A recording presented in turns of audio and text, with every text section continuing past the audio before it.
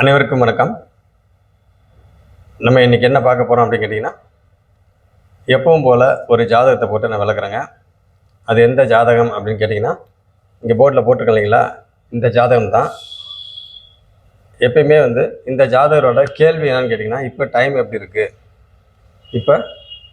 இருக்குது அப்படின்னு சொல்லி கேட்டுக்கிறாங்க. அதே மாதிரி மேரேஜ் இப்போ பண்ணலாமா அப்படின்னு சொல்லி அதையும் சொல்லி கேட்டுக்கிறாங்க. ஓகே, எப்பயுமே ஒரு ஜாதகத்தை நம்ம பார்க்குறப்ப இந்த அடிப்படையான விஷயங்கள் நம்ம மெயினாக ஞாபகம் வச்சுக்கணும். எதுவுமே மறந்துடக்கூடாது. இந்த அடிப்படையான விஷயத்தை நம்ம உள்ளே அப்ளை பண்ணோம் அப்படின்னாக்கா ஆட்டோமேட்டிக்காக நம்மளுக்கு ஒவ்வொரு விஷயமாக பலனாக மாறும். இப்போ நான் சொல்கிற விஷயங்கள்லாம் பார்த்திங்கன்னா, இந்த ஆரம்ப நிலையில் இருக்கிறாங்க இல்லைங்களா, ஜோதிடத்துள்ள இப்போ தான் புதுசாக வந்திருக்காங்க பாருங்கள். மெயினாக நான் அவங்களுக்காக சொல்கிறது தான் இது. ஓகே, அப்படி இருக்கிறப்ப பார்த்திங்கனாக்கா உங்களுக்கு ஃபஸ்ட்டு ஒரு ஜாதகத்தை பார்த்த உடனே லக்னம் எப்படி இருக்குது, லக்னாதிபதி எப்படி இருக்கிறாரு, 5, 9க்கு உடையவங்க எப்படி இருக்கிறாங்க, 4, 7, 10க்கு உடையவங்க எப்படி இருக்கிறாங்க, 6, 8, 12 அதிபதிகள் எப்படி இருக்கிறாங்க, அதாவது திரிகோணாதிபதிகள் எப்படி இருக்கிறாங்க, திரிகோண ஸ்தானத்தில் எந்த கிரகம் உட்காந்துருக்குறாங்க, கேந்திராதிபதிகள் எப்படி இருக்கிறாங்க, கேந்திர ஸ்தானத்தில் எந்த கிரகம் உட்காந்துருக்குறாங்க, மறைவு ஸ்தானம் என்று சொல்லக்கூடிய 6, 8, 12 அதிபதிகள் எப்படி இருக்கிறாங்க, அந்த மறைவு ஸ்தானத்தில் எந்த கிரகம் உட்காந்துருக்குறாங்க, இந்த மாதிரி விஷயங்கள்லாம் நம்ம பார்க்கணும். அடுத்தது சூரியன், சந்திரன், குரு, சுக்கிரன் இவங்க எப்படி இருக்காங்கன்னு சொல்லி நம்ம பார்க்கணும். சூரியன், சந்திரன், குரு, சுக்கிரன் இவங்கள பார்த்துட்டு இதில் சந்திரன் வளர்பிறை சந்திரனாக இருக்கிறாங்களா, தேய்பிறை சந்திரனாக இருக்காங்களா, வளர்பிறை சந்திரனாக இருந்தால் ஒளி இருக்கா இல்லையா, தேய்பிறை சந்திரனாக இருந்தால் ஒளி இருக்குதா இல்லை இருள் கிரகமாக இருக்கிறாங்களா, அடுத்தது பௌர்ணமி சந்திரனாக இருக்காங்களா இல்லை சந்திர அதியோகத்தில் இருக்கிறாங்களா. ஸோ இந்த மாதிரி விஷயங்கள்லாம் சந்திரனை வச்சு நம்ம பார்த்துட்டு அதுக்கப்புறம் ஸ்தான பலம்னா என்னது, உங்களுக்கு ஆட்சி, உச்சம், மூலத்திரிகோணம், நட்பு, சமம், பகை, நீச்சம் இது போன்ற விஷயங்கள்லாம் நம்ம பார்க்கணும். அடுத்தது திருக் பலம் அப்படின்னா கிரகங்களின் பார்வையோட பலம் அது எப்படி இருக்குது அப்படின்னு சொல்லி அதையும் பார்த்துட்டு அதுக்கப்புறம் திக் பலம் அப்படின்னா திக்னா திசை, அந்த திசைகளோட பலம் எப்படி இருக்குது அப்படின்னு சொல்லி பார்க்கணும். அப்போ எந்த கிரகம் திக்பலமாக இருக்கிறாங்க அப்படின்னு சொல்லி அதையும் பார்த்துட்டு அதுக்கப்புறம் பார்த்திங்கனாக்கா இன்னும் அடிப்படையான விஷயங்கள்லாம் பார்த்திங்கனாக்கா நிறைய இருக்குது. என்னென்ன சொல்லலாம் அடிப்படையான விஷயங்கள், அந்த திசைகள் சொல்லுவோம் இல்லைங்களா, அந்த தத்துவங்களில் திசை கிழக்கு, தெற்கு, மேற்கு, இது வடக்கு, கிழக்கு, தெற்கு, மேற்கு, வடக்கு, கிழக்கு, தெற்கு, மேற்கு, இது வடக்கு. அப்போ பார்த்தீங்கன்னாக்கா இந்த மாதிரி திசைகளை ஞாபகம் வச்சுக்கணும். எல்லாமே உங்களுக்கு ஞாபகம் வந்துடணும். அடுத்தது உங்களுக்கு ஆண் ராசி, பெண் ராசி இதுவும் பார்த்தீங்கன்னாக்கா நினப்பு வந்துடணும். அடுத்தது சரம், ஸ்திரம், உபயம் இது அந்த ராசி சரராசியா, ஸ்திர ராசியா, உபயராசியா இது உங்களுக்கு ஞாபகம் வந்துடணும். அடுத்தது பார்த்திங்கனாக்கா உங்களுக்கு அந்த திசைகள் சொல்லுவோம் இல்லைங்களா, திசைகள் தான் இது தத்துவங்களில் பார்த்திங்கனாக்கா நெருப்பு, நிலம், காற்று, நீர், நெருப்பு, நிலம், காற்று, நீர், நெருப்பு, நிலம், காற்று, நீர் இந்த மாதிரி விஷயங்கள்லாம் இன்னும் நிறையா இருக்குது. இதெல்லாம் பார்த்திங்கனாக்கா நம்ம பேசிக்கான விஷயங்கள்லாம் தெரிஞ்சுக்கிட்டு அதே மாதிரி இந்த நட்சத்திரத்தில் எந்தெந்த அந்த 27 நட்சத்திரமும் நம்மளுக்கு நினப்பில் இருக்கணும். அதே சமயத்தில் பார்த்திங்கனாக்கா உங்களுக்கு அந்த கிரகங்களும் அவற்றின் நட்சத்திரங்களும், அடுத்தது ராசிகளும் அவற்றின் நட்சத்திரங்களும். அப்போ ராசிகளும் அவற்றின் நட்சத்திரங்களும் அப்படின்னாக்கா எந்தெந்த ராசிக்கு எந்தெந்த நட்சத்திரம் உட்காந்துருக்காங்க, அவங்க எந்தெந்த பாதத்தில் உட்காந்துருக்காங்க, ஓகேங்களா. அதே முழு நட்சத்திரமாக இருக்கா, உடைப்பட்ட நட்சத்திரமாக இருக்கா. ஸோ இதெல்லாம் பார்த்திங்கனாக்கா உங்களுக்கு எப்பயுமே நினப்பில் இருக்கணும். இப்போ நான் சொல்கிற விஷயங்கள்லாம் பார்த்திங்கன்னா எல்லாம் அந்த ஆரம்ப நிலையில் இருக்கிறவங்களுக்கு, ஏன்னா அவங்களுக்கு தான் இந்த மாதிரி விஷயங்கள்லாம் தெரியாது. அதனால் இதெல்லாம் பார்க்கணும், இதெல்லாம் நினப்பில் இருக்கணும். அப்போ நம்மளுக்கு எப்பப்போ தேவையோ அப்பப்போலாம் பார்த்திங்கனாக்கா நம்ம பலன் எடுத்துக்க வேண்டியதான். இந்த அடிப்படையான விஷயங்கள்லாம் வச்சு அப்ளை பண்ணி பலன் எடுத்துக்க வேண்டியது தான். இன்னும் நிறையா விஷயங்கள் இருக்குது. அடிப்படையான விஷயங்கள் பார்த்திங்கன்னா இன்னும் நிறையா இருக்குது. அடுத்தது ஒரு ஜாதகத்தை நம்ம ஃபஸ்ட்டு பார்த்தோம் அப்படின்னா லக்னம் எப்படி இருக்குது, லக்னாதிபதி எப்படி இருக்கிறாரு, அப்படி சொல்லி பார்த்தோம் அப்படின்னு கேட்டிங்கனாக்கா, நம்ம இந்த ஜாதகத்தில் லக்னம் அப்படின்னு எடுத்துக்கிட்டால் கன்னி லக்னம், லக்ன புள்ளி வந்து பார்த்திங்கனாக்கா 25 டிகிரியில் இருக்குது. லக்ன புள்ளி 25 டிகிரியில் இருக்குது. அப்போ லக்னத்தை யாராவது சுபகிரகங்கள் இல்லைன்னா பாபகிரகங்கள் யாராவது பார்க்குறாங்களா அப்படின்னு பார்த்தீங்கன்னாக்கா, சுபகிரகம் எடுத்துக்கிட்டிங்கனாக்கா குரு லக்னத்துக்கு பக்கத்திலே இருக்கிறாரு, அவரு பார்க்க முடியாது. அடுத்தது சுக்கிரன் பார்த்தீங்கன்னாக்கா அவரும் லக்னத்துக்கு பக்கத்திலே இருக்கிறாரு, அப்போ அவரும் பார்த்தீங்கன்னாக்கா பார்க்க முடியாது. அப்போ இயற்கை சுபர் பார்க்க முடியாது. அதே மாதிரி பாப கிரகங்கள்னு பார்த்தீங்கன்னாக்கா சனி பார்க்குறாரா அப்படின்னு கேட்டிங்கன்னா, சனி இங்கே 8ஆம் வீடாக தான் வருது, அதனால் சனி பார்வையும் இல்லை. செவ்வாய்க்கு பார்த்தீங்கன்னாக்கா 5ஆம் வீடாக வருது லக்னம், அப்போ பார்த்தீங்கன்னாக்கா அங்கேயும் செவ்வாய் பார்வையும் இல்லை, சனி பார்வையும் இல்லை. அப்புறம் இவங்களோட பொது பார்வைக்கு உண்டான அவங்கெல்லாம் யாரும் பார்க்கல. அப்படி இருக்கிறவங்க பார்த்தீங்கன்னாக்கா உங்களுக்கு லக்னத்தை வந்து யாரும் பார்க்க, எந்த இயற்கை சுபரும் பார்க்கல, எந்த பாவிகளும் பார்க்கல. அப்படி இருக்க பார்த்தீங்கன்னாக்கா உங்களுக்கு லக்னம் வந்து இயல்பாக இருக்குது.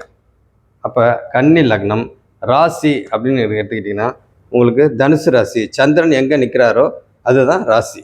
அப்படி இருக்க பார்த்தீங்கன்னாக்கா சந்திரன் வந்து இங்கே தனுசில் நிற்கிறாரு, அப்போ தனுசு ராசி. சரி, அடுத்தது இப்போ லக்னத்தை பார்த்துட்டோம். அடுத்தது லக்னாதிபதி. லக்னாதிபதியை நம்ம பார்த்தோம் அப்படின்னு கேட்டிங்கன்னா, லக்னாதிபதி யார்?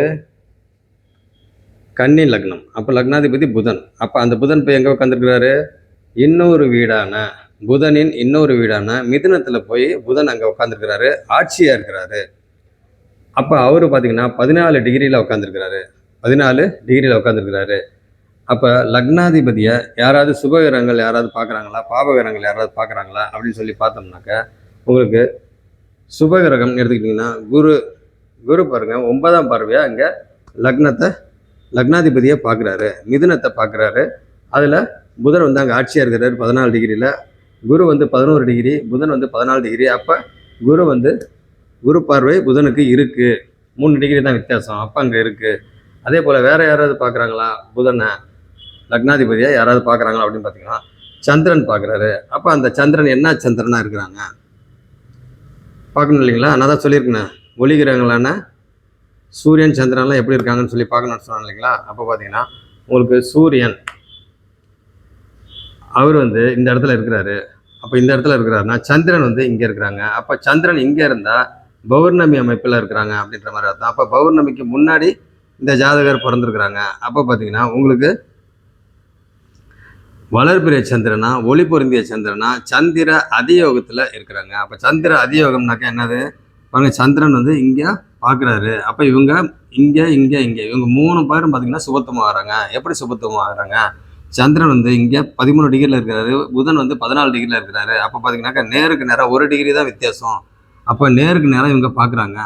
சந்திரன் வந்து புதன் வந்து நேருக்கு நேரம் பார்க்குறாரு. அப்போ 100% இங்கே ஒளி இங்கே வருது. இதோட ஒளி சிதறல் பார்த்தீங்கன்னாக்கா இங்கேயும் படுது. அப்போ இங்கே வந்து குறைந்த அளவு சுபத்துவம், இங்கேயும் குறைந்த அளவு சுபத்துவம். இங்கே பார்த்தீங்கன்னாக்கா பெரிய அளவில் சுபத்துவமாக சந்திரனோட பார்வை இங்கே 100%. இதோட ஒளி சிதறல் இங்கே இருக்கிறப்ப பார்த்தீங்கன்னாக்கா சந்திர அதியோகம் அப்படின்றப்ப இந்த 3 இடமும் பார்த்தீங்கன்னாக்கா வலுப்பெறுது.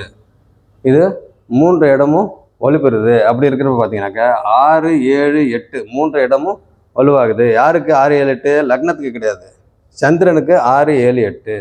சரி, ஓகே. அப்படி இருக்கிறப்ப பார்த்தீங்கன்னாக்கா உங்களுக்கு இந்த இடத்துல இந்த 3 இடமும் பார்த்தீங்கன்னாக்கா சந்திரனோடது. அப்போ லக்னாதிபதி புதன் வந்து அதிக சுபத்துவமாக ஆகிறாரு. ஏற்கனவே பார்த்தீங்கன்னாக்கா அவர் ஆட்சியாக இருக்கிறாரு, அதே ஒரு இதுதான். அப்போ அங்கே பலமாக இருக்கிறாரு. அதில் பார்த்தீங்கன்னாக்கா இங்கே குரு பார்வை இங்கே இருக்குது, அப்போ இன்னும் சுபத்துவமாக ஆகிறாரு. அப்போ சந்திர அதியோகத்தில் பார்த்தீங்கன்னாக்கா டிகிரி வைஸ் பார்க்குறப்ப ரொம்ப ஸ்ட்ரைட்டாக பார்க்குறப்ப அங்கே இன்னும் ஒளித்தன்மை அதிகமாகுது. அப்போ பார்த்தீங்கன்னாக்கா லக்னாதிபதி ஓவர் ஒளியாக இருக்கிறாரு. சரி, அப்படி இருக்கிறப்ப லக்னம் என்ன கண்டிஷனில் இருக்கிறாங்க, லக்னாதிபதி என்ன கண்டிஷனில் இருக்கிறாங்க அப்படின்னு சொல்லி நம்ம பார்த்தோம். அடுத்தது வேறு என்ன பார்க்கணும்? லக்னம் லக்னாதிபதி பார்த்தாச்சு. அடுத்தது 5, 9க்கு உடையவங்க எப்படி இருக்கிறாங்க? அப்போ 5, 9க்கு உடையவங்க எப்படி இருக்கிறாங்க அப்படின்னு கேட்டிங்கனாக்கா 5க்கு உடையவர் சனி. அந்த 5க்கு உடைய சனி பார்த்தீங்கன்னாக்கா 6ல் வந்து ஆட்சியாக இருக்கிறாரு. 6ல் வந்து ஆட்சியாக இருக்கிறாரு. அவர் வந்து சுபத்துவமாக இருக்கிறாரா அப்படின்னு சொல்லி பார்த்தோம்னா குரு பார்வை பார்த்தீங்கன்னாக்கா இங்கே சுபத்துவப்படுத்துது. குரு பார்வை சுபத்துவப்படுத்துது. குரு வந்து இங்கே 11 டிகிரியில் இருக்கிறாரு, சனி வந்து 17 டிகிரியில் இருக்கிறாரு. அப்போ பார்த்தீங்கன்னாக்கா உங்களுக்கு எவ்வளோ டிகிரி வித்தியாசம்? 6 டிகிரி வித்தியாசம் வருது. அப்போ அங்கே பார்க்குறாரு.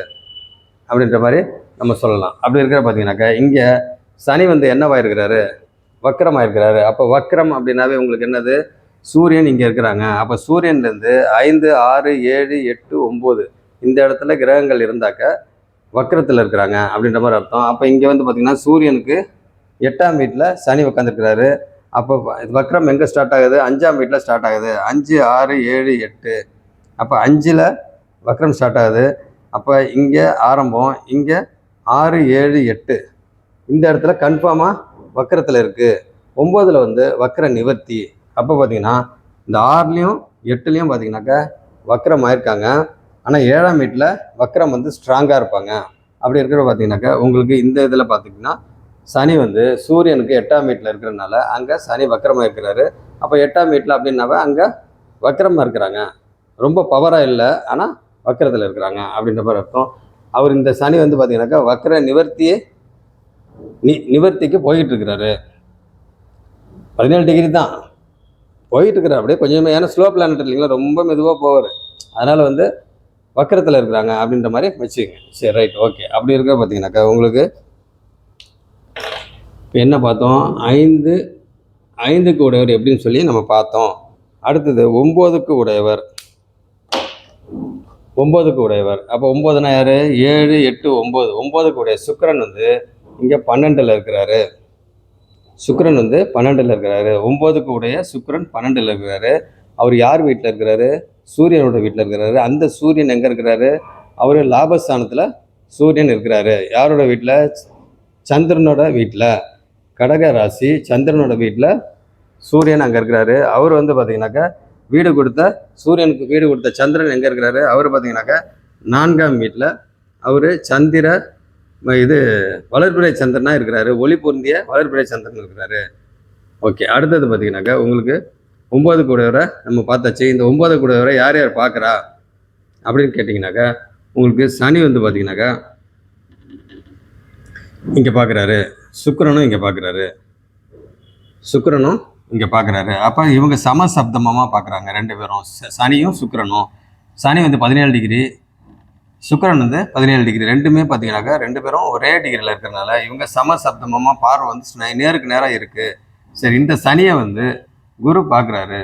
அப்போ குரு பார்க்குறாரு அப்படின்றப்ப இந்த சனி சுபத்துவம். எப்பயுமே ஒரு ஜாதகத்தில் வந்து சனி பகவான் வந்து கெடுக்க முடியாத இடத்துல இருக்கிறாங்க, அந்த ஜாதகரை வந்து கெடுக்க முடியாத அமைப்பில் அங்கே இருக்கிறாங்க அப்படின்னா அந்த ஜாதகர் கொடுத்து வைத்த ஜாதகர் அப்படின்ற மாதிரி நம்ம சொல்லுவோம். அப்படி இருக்கிற பார்த்தீங்கன்னாக்கா இந்த இடத்துல சனி வந்து 6ஆம் வீட்டில் இருக்கிறாரு. அப்படி 6ஆம் வீட்டில் இருக்கிறது நல்லது. எப்பயுமே பாபகிரகங்கள் வந்து 6ல் மறையிறது நல்லது.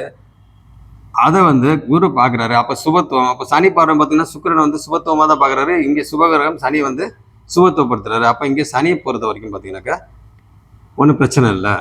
ஓகே. அடுத்தது 5, 9 கூடையவங்களை பார்த்துட்டோம். அப்போ 9 கூடையவர் சுக்கிரன் இங்கே இருக்கிறார். அந்த வீட்டில் யாரும் உட்காந்துருக்கிறா, செவ்வாய் உட்காந்துருக்கிறாரு. அப்போ செவ்வாய்க்கு சுபத்துவம் இருக்குதா அப்படின்னு சொல்லி பார்த்தோம்னா அதான் சந்திர அதியோகத்தில் இருக்கா அப்படிங்களா இல்லையா, சந்திர அதியோகத்தில். அப்போ இந்த இடம் வந்து சுபத்துவம், இந்த இடம் சுபத்துவம், இந்த இடம் ஓவர் சுபத்துவம்.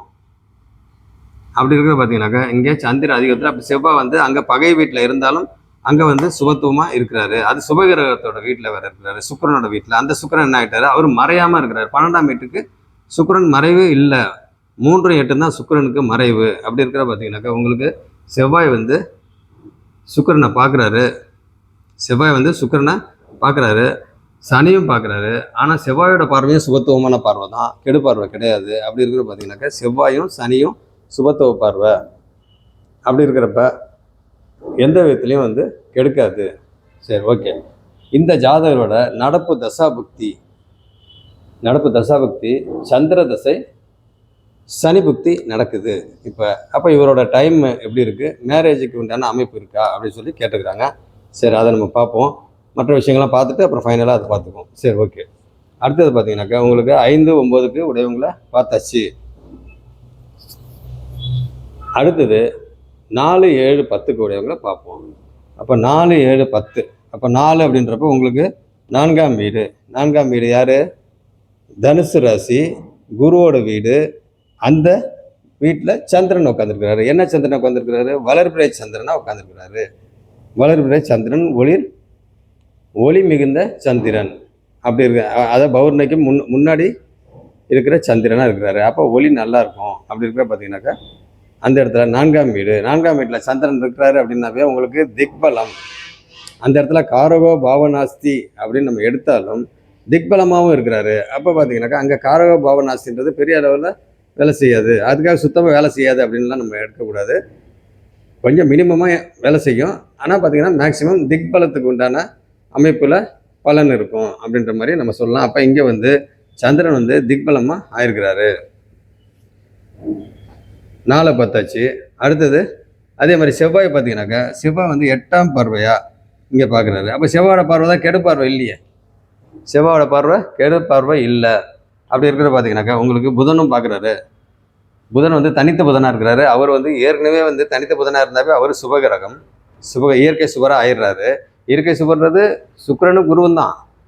பட் இயற்கை சுபர்ன்ற இது வரிசையில் வந்து குரு, சுக்கிரன், அப்புறம் வளர்பிறை சந்திரன், தனித்த புதன் இவங்க வராங்க இல்லைங்களா.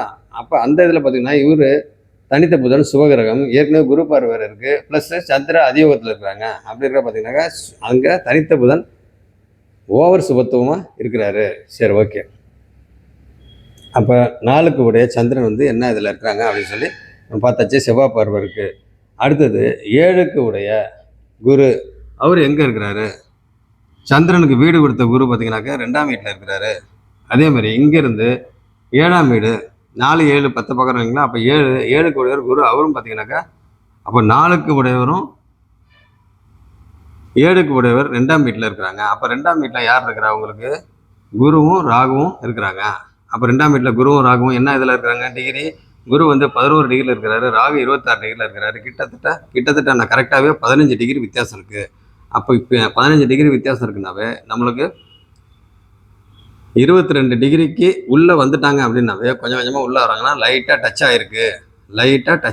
அப்படியே ஸ்டெப் பை ஸ்டெப்பாக உள்ளே அப்படியே வர பார்த்தீங்கன்னாக்கா 13 டிகிரி வந்துச்சுனாக்கா இணைவு. 8 டிகிரிக்குள்ளே வந்துட்டாக்க அங்கே பிணைவு. 5 டிகிரிக்குள்ளே வந்தால் ரொம்ப ரொம்ப க்ளோஸு.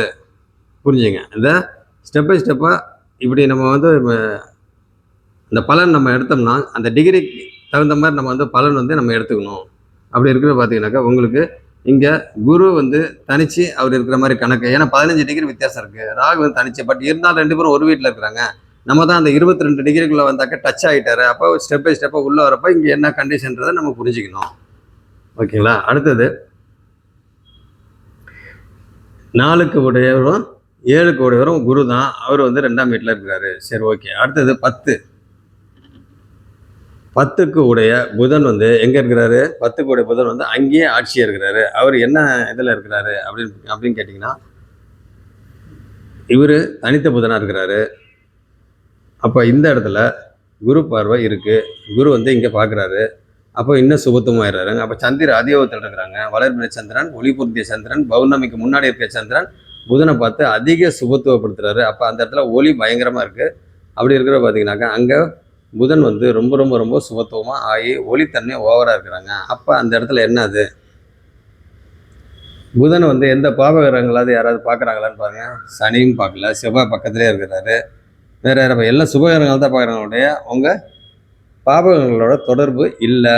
அப்படி இருக்க பார்த்தீங்கன்னாக்கா ஓவர் சுபத்துவம் அப்படின்னாலே இது இன்னொரு விஷயம் என்னன்னு கேட்டிங்கனாக்கா இது 4, 7, 10 அப்போ அந்த மாதிரி இருந்தாவே உங்களுக்கு கேந்திரம்.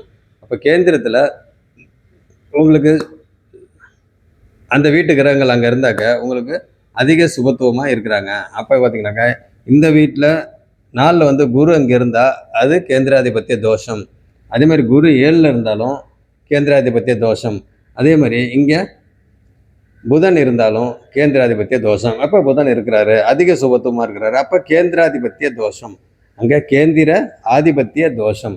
அதே மாதிரி பார்த்தீங்கன்னாக்கா இந்த கேந்திராதிபத்திய தோஷம் இருக்குது அப்படின்னாவே உங்களுக்கு என்ன பண்ணும்?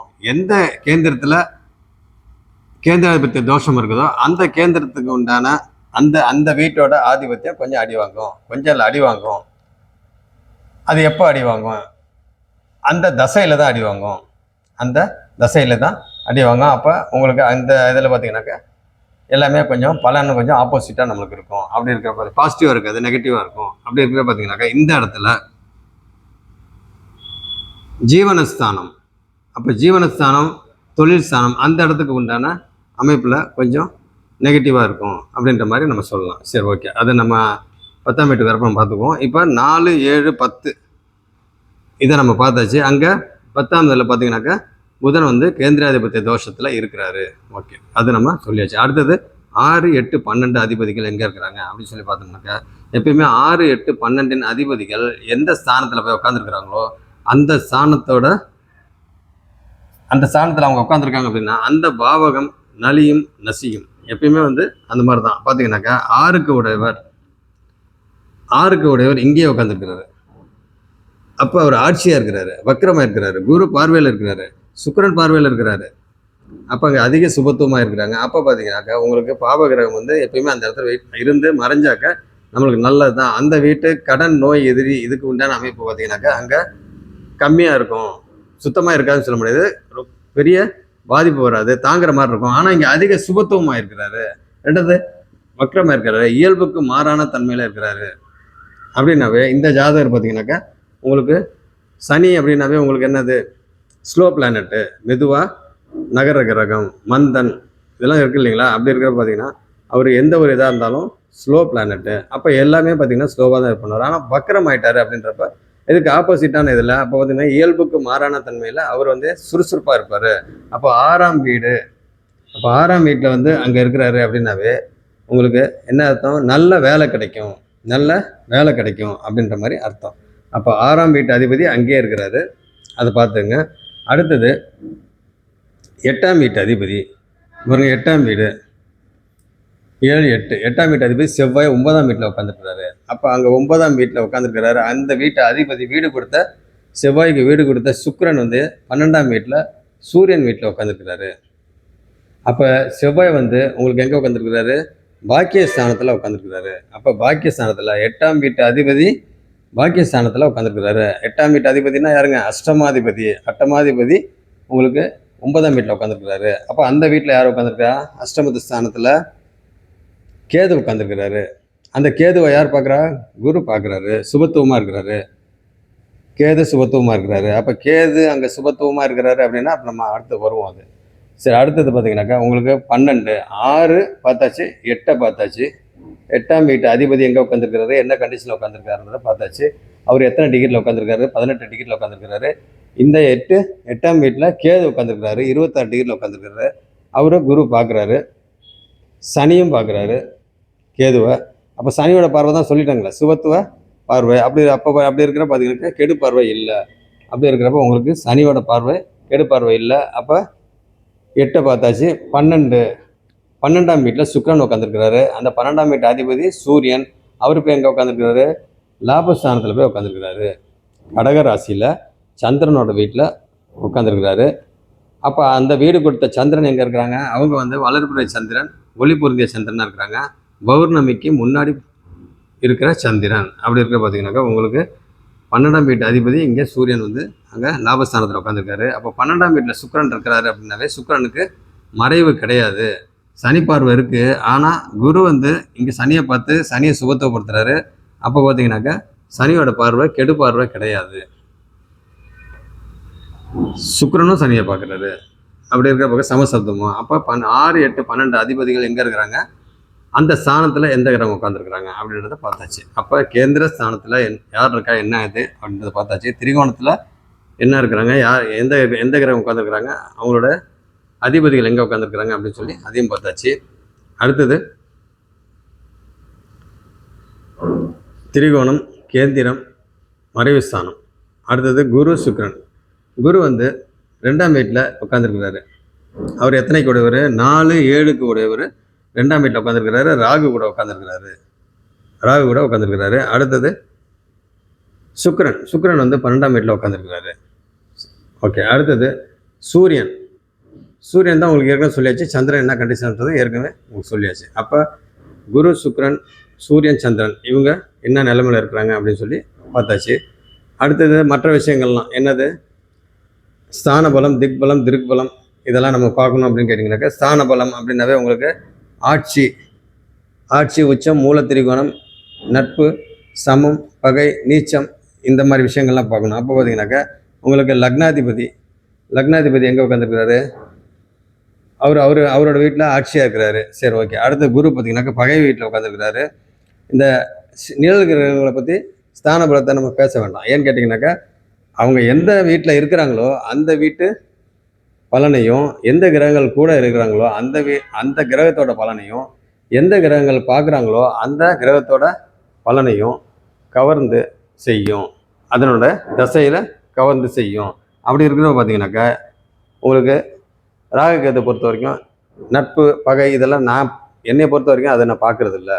ஓகே. ஆனாலும் ராகு பொதுவாக எங்கே இருந்தால் நல்லது அதை மட்டும் தெரிஞ்சுக்கணும். ராகு பொதுவாக எங்கே இருந்தால் நல்லது, அந்த பொது விதி இருக்கு இல்லைங்களா? ராகு பொதுவாக எங்கே இருந்தால் நல்லது?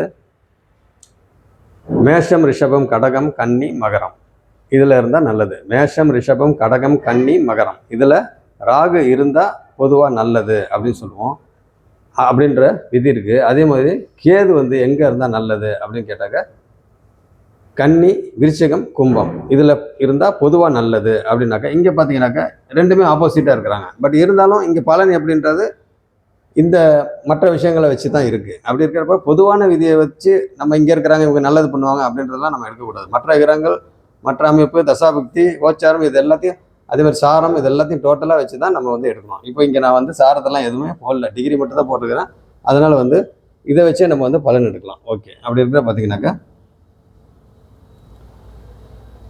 குரு பகை வீட்டில் இருக்கிறாரு. சந்திரன் அவரோட ஃப்ரெண்டு வீட்டில், குருவோட வீட்லேயே ஃப்ரெண்டு வீட்டில் இருக்கிறாரு, நட்பு வீட்டில் இருக்கிறாரு. அவர் பார்த்தீங்கன்னாக்கா திக்பலமாக இருக்கிறாரு. காரகோ பாவானசி அப்படின்னு நம்ம சொன்னாலும் அங்கே திக்பலம் அப்படின்ற மாதிரி இருக்கிறாரு. சனி என்னவா இருக்கிறாரு? அங்கே ஆட்சியாக இருக்கிறாரு. அதே மாதிரி செவ்வாய் பார்த்தீங்கன்னாக்கா அங்கே பகை வீட்டில் இருக்கிறாரு. புதன் ஆட்சியாக இருக்கிறாரு. சூரியன் ஃப்ரெண்டு வீட்டில் இருக்கிறாரு. சுக்கிரன் பகை வீட்டில் இருக்கிறாரு. இதை புரிஞ்சுக்கிங்க. அப்போ ஸ்தான பலத்தை பார்த்தாச்சு. அடுத்தது திருக் பலம். அப்படின்னாவே உங்களுக்கு என்னது? பார்வை பலம். அப்போ பார்வை உங்களுக்கு குரு எங்கெங்கே பார்க்குறாரு? குரு பார்த்தீங்கன்னா 5ஆம் பார்வை இங்கே பார்க்குறாரு, 7ஆம் பார்வை இங்கே பார்க்குறாரு, 9ஆம் பார்வையாக இங்கே பார்க்குறாரு. குருவோட பார்வை இப்படி. அடுத்தது சந்திரனோட பார்வை தான் உங்களுக்கு சொல்லி. சந்திரன் ஒளி பொருந்த சந்திரன் ஒரே பார்வை தான். ஆனால் ஒளி சிதறல் இங்கேயும் அப்போ சந்திர அதியோகத்தில் அங்கே இருக்கிறாங்க. அப்போ பார்த்தீங்கன்னாக்க இவங்க இந்த மாதிரி இதில் இருக்கிறாங்க. அப்போ சந்திரனோட பார்வை இப்படி. சந்திரனுக்கு ஒரே பார்வை தான், புதனை பார்க்குறாரு. சரி, ஓகே. அடுத்தது பார்த்தீங்கன்னாக்கா சனி பார்வை 3 பார்வை. அப்போ சனி பார்த்தீங்கன்னாக்கா 1, 2, 3 3ஆம் பார்வை இங்கே பார்க்குறாரு, 7ஆம் பார்வையாக இங்கே பார்க்குறாரு, 8, 9, 10 10ஆம் பார்வையாக பார்த்தீங்கன்னாக்கா விருச்சிகத்தை பார்க்குறாரு, 7ஆம் பார்வையாக எங்கே பார்க்குறாரு? சிம்மத்தை பார்க்குறாரு. சரி, ஓகே. அடுத்தது பார்த்தீங்கன்னாக்கா உங்களுக்கு வேறு யார்? செவ்வாய். இந்த சிறப்பு பார்வைக்கு உண்டான கிரகங்கள் குரு, சனி, செவ்வாய். அப்போ பொது பார்வையும் இருக்குது, சிறப்பு பார்வையும் இருக்குது. அப்போ பார்த்தீங்கன்னா சிறப்பு பார்வை நம்ம சொல்லியாச்சு, பொது பார்வையும் சொல்லியாச்சு. செவ்வாய்க்கு பார்த்தீங்கன்னாக்கா பொது பார்வை அப்படின்னாக்கா 7ஆம் பார்வை அவர் வீட்டை அவரே பார்க்குறாரு. சிறப்பு பார்வை 1, 2, 3, 4. அப்போ இங்கே 4ஆம் வீட்டை சிறப்பு பார்வையாக பார்க்குறாரு. அதே மாதிரி 8ஆம் வீட்டையும் பார்த்தீங்கன்னாக்கா சந்திரனை பார்க்குறாரு. ஆனாலும் செவ்வாயோட பார்வையும் சனி பார்வையும் சுபத்துவமான பார்வை, கெடு பார்வை கிடையாது. ஓகே. அடுத்த புதன் பார்த்தீங்கன்னா ஸ்ட்ரைட்டாக இங்கே பார்க்குறாரு. சூரியன் இங்கே மகரத்தை பார்க்குறாரு. சுக்கிரன் இங்கே சனியை பார்க்குறாரு. இவங்களுக்குலாம் பொது பார்வை மட்டும்தான். சரி, ஓகே. அடுத்தது பார்த்தீங்கன்னாக்கா உங்களுக்கு திக்பலம் சொல்லி எடுத்துக்கிட்டிங்கனாக்கா திக்பலம் சந்திரன் இருக்கிறாரு. வேறு யார் திக்பலமாக இருக்கிறா? வேறு யாரும் திக்பலமாக இல்லை. திக்பலத்துக்கு பக்கத்தில் தான் செவ்வாய் இருக்கிறாரு. ஏன்னா 9ஆம் வீட்டில் இருக்கிறாரு இல்லைங்களா? அப்போ திக்பலத்துக்கு பக்கத்தில் செவ்வாய் இருக்கிறாரு. சந்திர அதியோகத்திலும் இருக்கிறாரு. ஓகே. அப்படி இருக்கிற பார்த்தீங்கன்னாக்கா உங்களுக்கு இப்போ இந்த பேசிக்கான விஷயம் எல்லாமே நம்ம பார்த்தாச்சு. மெயினான விஷயம் பார்த்தாச்சு. என்னென்ன? திரிவோணத்தை பார்த்தாச்சு, கேந்திரத்தை பார்த்தாச்சு, மறைவு ஸ்தானத்தை பார்த்தாச்சு. அடுத்தது சூரியன், சந்திரன், குரு, சுக்கிரன் இவங்க என்ன இதில் இருக்கிறாங்க அப்படின்னு சொல்லி பார்த்தாச்சு. அடுத்தது ஸ்தான பலம், திக்பலம், திருக்பலம் இதெல்லாம் பார்த்தாச்சு. சரி, ஓகே. இப்போ நம்ம ஒரு 2-3 விஷயத்தை மட்டும் சொல்லிவிட்டு இவங்களுக்கு அவங்க கேட்ட கேள்விக்கு நம்ம போயிடலாம். அப்போ பார்த்தீங்கன்னா இந்த ஜாதகர் 2ஆம் வீட்டில் குரு, ராகு இருக்கிறாங்க. 15 டிகிரி வித்தியாசத்தில் இருக்கிறாங்க. அப்போ 2ஆம் வீட்டோட ஆதிபத்தியம் என்னதுங்க? தனம், குடும்பம், வாக்கு. அப்போ தனம், குடும்பம், வாக்கு அப்படின்றப்ப உங்களுக்கு அந்த வீட்டில் குரு அங்கே உட்காந்துருக்கிறாரு, 11 டிகிரியில் உட்காந்துருக்கிறாரு. அப்படி இருக்கிறப்ப உங்களுக்கு என்ன பண்ணுவாங்க? அங்கே ராகு கூட உட்காந்துருக்கிறனால பண விஷயத்தில் ரொம்ப சூப்பராக இருப்பாங்க, தன விஷயத்தில் ரொம்ப நல்ல விதமாக இருப்பாங்க, பிரம்மாண்டமாக இருப்பாங்க அப்படின்ற மாதிரி நம்ம சொல்லலாம். அப்போ அங்கே தூக்கலாக இருக்கும். ஏன்னா ராகு அங்கே கூட இருக்கிறாரு, தூக்கலாக இருக்கும். அதே போல் வந்து இந்த இடத்துல குருவும் சேர்ந்து இருக்கிறனால அங்கே குடும்பஸ்தானம் இல்லைங்களா, குடும்பத்தில் ஒரு சில சிக்கல்கள் வரும், பட் வந்து தான் போகும். இதில் மற்றவங்கள்ட்ட வாக்கு கொடுத்து மாட்டிக்கக்கூடாது. ஏன்னா குரு வந்து 2ஆம் வீட்டில் இருக்கிறப்ப அங்கே டிகிரி வைஸ் பார்த்திங்கன்னா ராகுக்கும் குருவுக்கும் கொஞ்சம் வித்தியாசம் இருக்குது, 15 டிகிரி வித்தியாசம் இருக்கிறதுனால யாருக்கிட்டையாவது வந்து வாக்கு கொடுத்து மாட்டிக்கக்கூடாது. செய்ய செய்ய முடிகிற மாதிரி இருந்தால் வாக்கு கொடுக்கணும், ஆனால் அட்வான்ஸாக வந்து வாக்கு கொடுக்கக்கூடாது. அப்படின்னா என்னது, இப்போ வாக்கு கொடுத்துட்டாங்க அப்படின்னாக்கா கரெக்டாக அந்த நேரத்தை வந்து அதை செய்ய முடியல அப்படின்னாக்கா அதுக்காக பார்த்திங்கன்னா இவங்கள்ட்ட பணமே இல்லை அப்படின்னாலும் மற்றவங்கள்ட்ட எங்கேயாவது கடனாவது வாங்கி நம்ம வாக்கு கொடுத்துட்டோமே அப்படின்னு சொல்லி அவங்க அதை நிறைவேற்றணுமே அப்படின்னு சொல்லி கடன் வாங்கி கூட அதை நிறைவேற்றுவாங்க. அதற்கு ரொம்ப சிரமப்படுவாங்க, அதனால் இந்த 2ஆம் வீட்டில் பார்த்தீங்கன்னாக்கா வாக்கு அதிகமாக கொடுக்கக்கூடாது. தன விஷயத்தில் அங்கே பிரச்சனை இருக்காது. அதே மாதிரி ஃபேமிலி விஷயத்துலையும் ரொம்ப பிரச்சனை வராது. சின்ன சின்ன பிரச்சனை வரும் தான், ஆனால் ரொம்ப ப்ராப்ளம் வராது. ஆக மொத்தம் பார்த்தீங்கன்னாக்கா இந்த ஜாதகரை பொறுத்த வரைக்கும் இங்கே 2ஆம் இடம் ஓகே. அங்கே ராகு இருக்கிறாரு அப்படின்னாவே 2ஆம் இடத்துல ராகு இருந்தால் அங்கே ஒரு தோஷம் அப்படின்ற மாதிரி ஒரு அமைப்பு. அப்போ ராகு எங்கெங்கெல்லாம் இருந்தால் தோஷம் அப்படின்னா உங்களுக்கு லக்னம் 2, 7, 8. அப்போ இங்கே பார்த்தீங்கன்னாக்கா 2ல் வந்து ராகு இருக்கிறாரு. அப்போ 2ல் ராகு இருந்தாக்கா அங்கே இந்த மாதிரி இருக்கிறப்ப மேரேஜ் வந்து கொஞ்சம் டிலே ஆகணும்.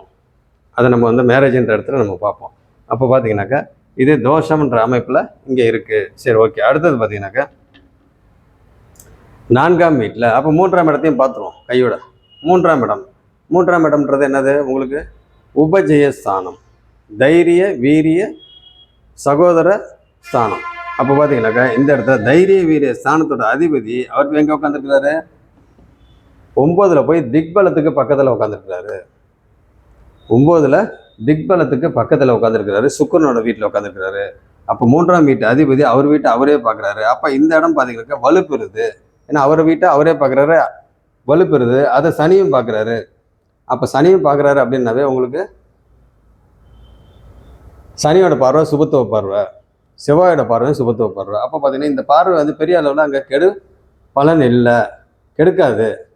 அப்போ பார்த்தீங்கன்னா உங்களுக்கு 3ஆம் இடம் தைரிய வீரிய ஸ்தானம். அப்போ இந்த இடத்துல பார்த்தீங்கன்னாக்கா உங்களுக்கு 3ஆம் இடத்தோட இது இந்த மாதிரி. அடுத்தது 4ஆம் வீடு தான் சொல்லிட்டேன். சந்திரன் வந்து அங்கே திக்பலமாக இருக்கிறாரு. காரவோ பாவனாஸ்தி அப்படின்னு சொன்னாலும் அங்கே திக்பலம். அப்போ திக்பலம்னா அந்த ஜாதகருக்கு எப்படி இருக்கும், அந்த இடத்துல பலன் எப்படி இருக்கும். புதனும் இங்கே பார்க்குறாரு, செவ்வாவும் பார்க்குறாரு. செவ்வாவுக்கு 8ஆம் பார்வையா, அங்கே பார்த்தாலும் கெடுப்பார்வை கிடையாது. அப்படி இருக்கிறப்ப இங்கே 4ஆம் வீட்டில் இந்த அம்மா சம்மந்தப்பட்ட விஷயத்தில் பார்த்திங்கனாக்கா கொஞ்சம் முரண்பாடான கருத்துக்கள் அப்பப்போ வந்து போகும், சில பிரச்சனைங்க வரும் போகும், இந்த மாதிரி இருக்கும். ஆனால் மற்ற விஷயங்களில் பார்த்திங்கனாக்கா பெரிய அளவில் பாதிப்பு வராது. என்னது, படிப்பு, வீடு, வாகனம், வண்டி, இந்த மாதிரி விஷயத்தில் பார்த்திங்கனாக்கா பிரச்சனை வராது. அதே போல் உயர்கல்வி இதுவும் பார்த்திங்கன்னா நல்லாயிருக்கும். ஆரம்ப கல்வியும் நல்லாயிருக்கும். அப்புறம் ஆரம்ப கல்வி இடத்துல வந்து குரு 2ஆம் வீடு இல்லைங்களா, ஆரம்ப கல்வி. அப்போ குருவும் ராகம் அங்கே உட்காந்துருக்குறாங்க. அப்போ குருன்றது படிப்புக்கு உண்டான, அறிவுக்கு உண்டான கிரகம். குரு தனத்துக்கு உண்டானவரும் அவரு தான். அப்போ அந்த தனஸ்தானத்திலே குரு உட்காந்துருக்கிறாரு. ஆனாலும் பகை வீடு எல்லாத்தையும் வந்து கால்குலேஷன் தான்.